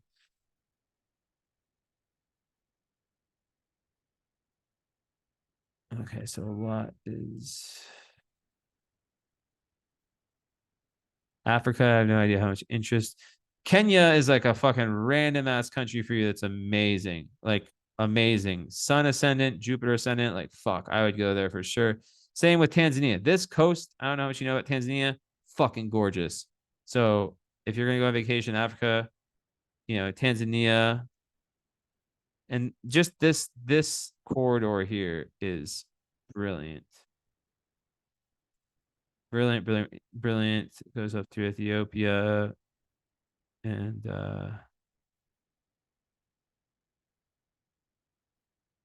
Eritrea. Um, no, I'm just gonna might as well just tell you Australia. Everyone lives here anyways. I want to find your fame line. There's your fame line. So I mean Sun and Jupiter MC. So okay, wow, holy fuck. Okay. This this zone right here for you is the craziest in the world. I hope that there's at least one cool place. This one and this one. You see Jupiter and Sun MC. The fact that you have Jupiter and Sun together means you have a few zones, especially this zone is the craziest, best. So we have to follow this one. So remember, not Saturn. So although no. This is the only one where the Saturn is good. Saturn MC. Of course, you'd prefer to be closer to this at least, and more in between here, but there's not that much. Come on, show me this shit. Show me this shit. I want to get this downloaded for you. It's already 8:30. Oh my god, hurry the fuck up. Or not hurry, just make it happen. Okay, so you can probably see on a map. My map's kind of messing with me right now. Okay. So yeah, you see it's like this is Timor. This is a great island in Indonesia, but it's more like are these part of Indonesia? Sedam? I forget. I don't think so. But I people don't really go there. I've been in Indonesia and I don't remember them talking about this. Um, but yeah, I mean there's islands, like this is the Philippines. Obviously Saturn is more popular, but more populated part. Saturn MC isn't so bad. It's the best Saturn line, but it's still Saturn. But let's see if it goes through like South Korea or some shit. Ooh, I found your home. You got to move to South Korea. You got to move to South Korea. Even North Korea is popping. No, but really, South Korea is crazy for you. This is your fame line, Sun MC. It's like they call it the best line in astrocartography. And then Jupiter MC is like also like, it's like the best. Like if you want to be like the most successful you can possibly be and be seen, like if I like this line is amazing, or this corridor. Um, Japan is fine, and I want to see where's your IC Pluto. I hope it's in the ocean.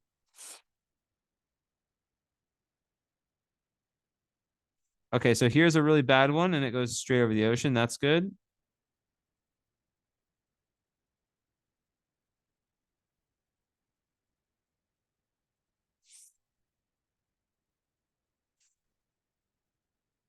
Oh, and here is I see Pluto. It goes. I just saw it. Fuck.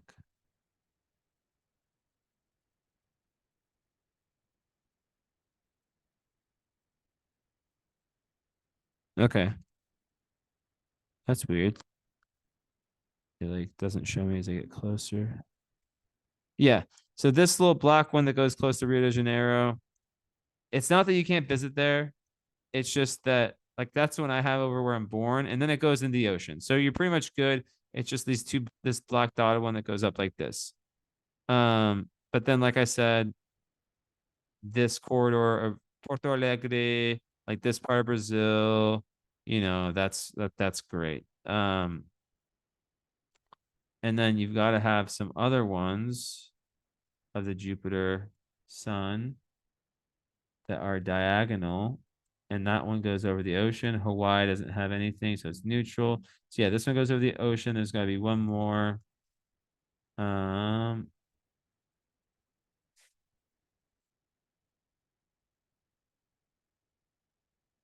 oh yeah, I already talked about it. It's the one that goes over Africa and Saudi Arabia, Georgia.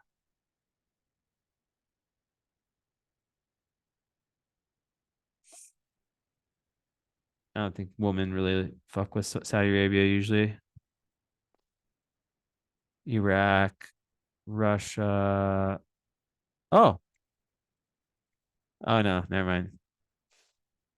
Never mind. Yeah, that's actually not good. But anyways, you can't get into Russia if you have an American passport. Anyways. And then this one, last one I'll talk about, I see Neptune is just another one. It's not great. I mean, like for living, but visiting, it's fine. Neptune can make a place feel like a paradise. It goes over Italy, over Rome, but like it can also create a lot of inner confusion. And then I might as well just tell you like if there's any other like Neptune ascendant and Neptune ascendant because that's like really feeling like a paradise, like another world when you go to a place like that. Okay, so that one. So this white line, it goes over Malaysia, this part of Indonesia, even though no one really goes up here. Vietnam, right? So it goes like here, and it's not just on the line, it's like around it, right? And then it goes through China, and then it goes through kind of like the top of North Korea, top of China, like up here, and kind of gets lost. That one's nice because that one is all about it just makes that area so like yeah, Vietnam could be nice. It makes that area feel like another world. And then last one I'll talk about is icy moon. People give it a bad rep sometimes, but to me it's just like yeah, you might be more emotional there, but like you'll be on any moon line, you'll feel very, very in touch with it. And then I'm fucking keep talking. Um, like Venus, I just saw this white line is beautiful. This is like where you can find love, where you feel attractive, where people find you attractive. You feel like manifesting. It goes through Bangladesh. So I guess it's not really great, like in terms of, it goes through a lot of water. But yeah, like Phuket would be a place where you could feel very grounded and at home. Um, but astrocartography is another one that you kind of have to like see. I have a new way, like no one else knows my way of doing it. I created it the other day. I still need to like write it down. Which I'm gonna write down. But yeah, I have like my own way, my own kind of like way I figured out astrocartography. And I don't think I know no one has thought of it in that way before. So it's more it's just different, right? I'm giving you the lines now, but I have to actually like yeah, I have to add that to my site or not add it, just update it and It's just a different type of reading. But anyways, like this is still like I just gave you so much shit uh very, very fast. So yeah, now you know where to live. Seoul. I'm telling you, if you follow that advice, you'd be so fucking happy. Okay, let's screenshot this. So yeah, let me know. I'm happy we could work this out. Thank you for being cool. Sorry again. You know me if you follow me for a while. You know that I would never ever do that on purpose. And um, yeah, I guess my lesson from it is, I mean, I don't fucking understand it. Shit just happens, and you just have to. I just have to figure out a way to get people because like people don't, I don't really get that much um like it's not like I don't really have people see my stories that much. I mean, sometimes I get like thousands of views. Sometimes I get like 300 or 400, or 500, or not 300, but like, like it's just weird, right? So it's like I keep telling people, please email me, right? But like I understand why someone wouldn't see that, right? People aren't always online. And probably with my stories, it's only the people who are really like, either online a lot or like have my stuff, my post notifications on, or they're just looking at everything I do. So I always pop up to the top, right? Um, but yeah, I wish, yeah, this was just a freak accident. Like literally, it's never happened. I'm happy we resolved it. And I feel very, very happy about this reading. So I think there was a point to me doing it twice. 3 hours 18. That's a record for just a natal reading. So hope you enjoyed. Ciao.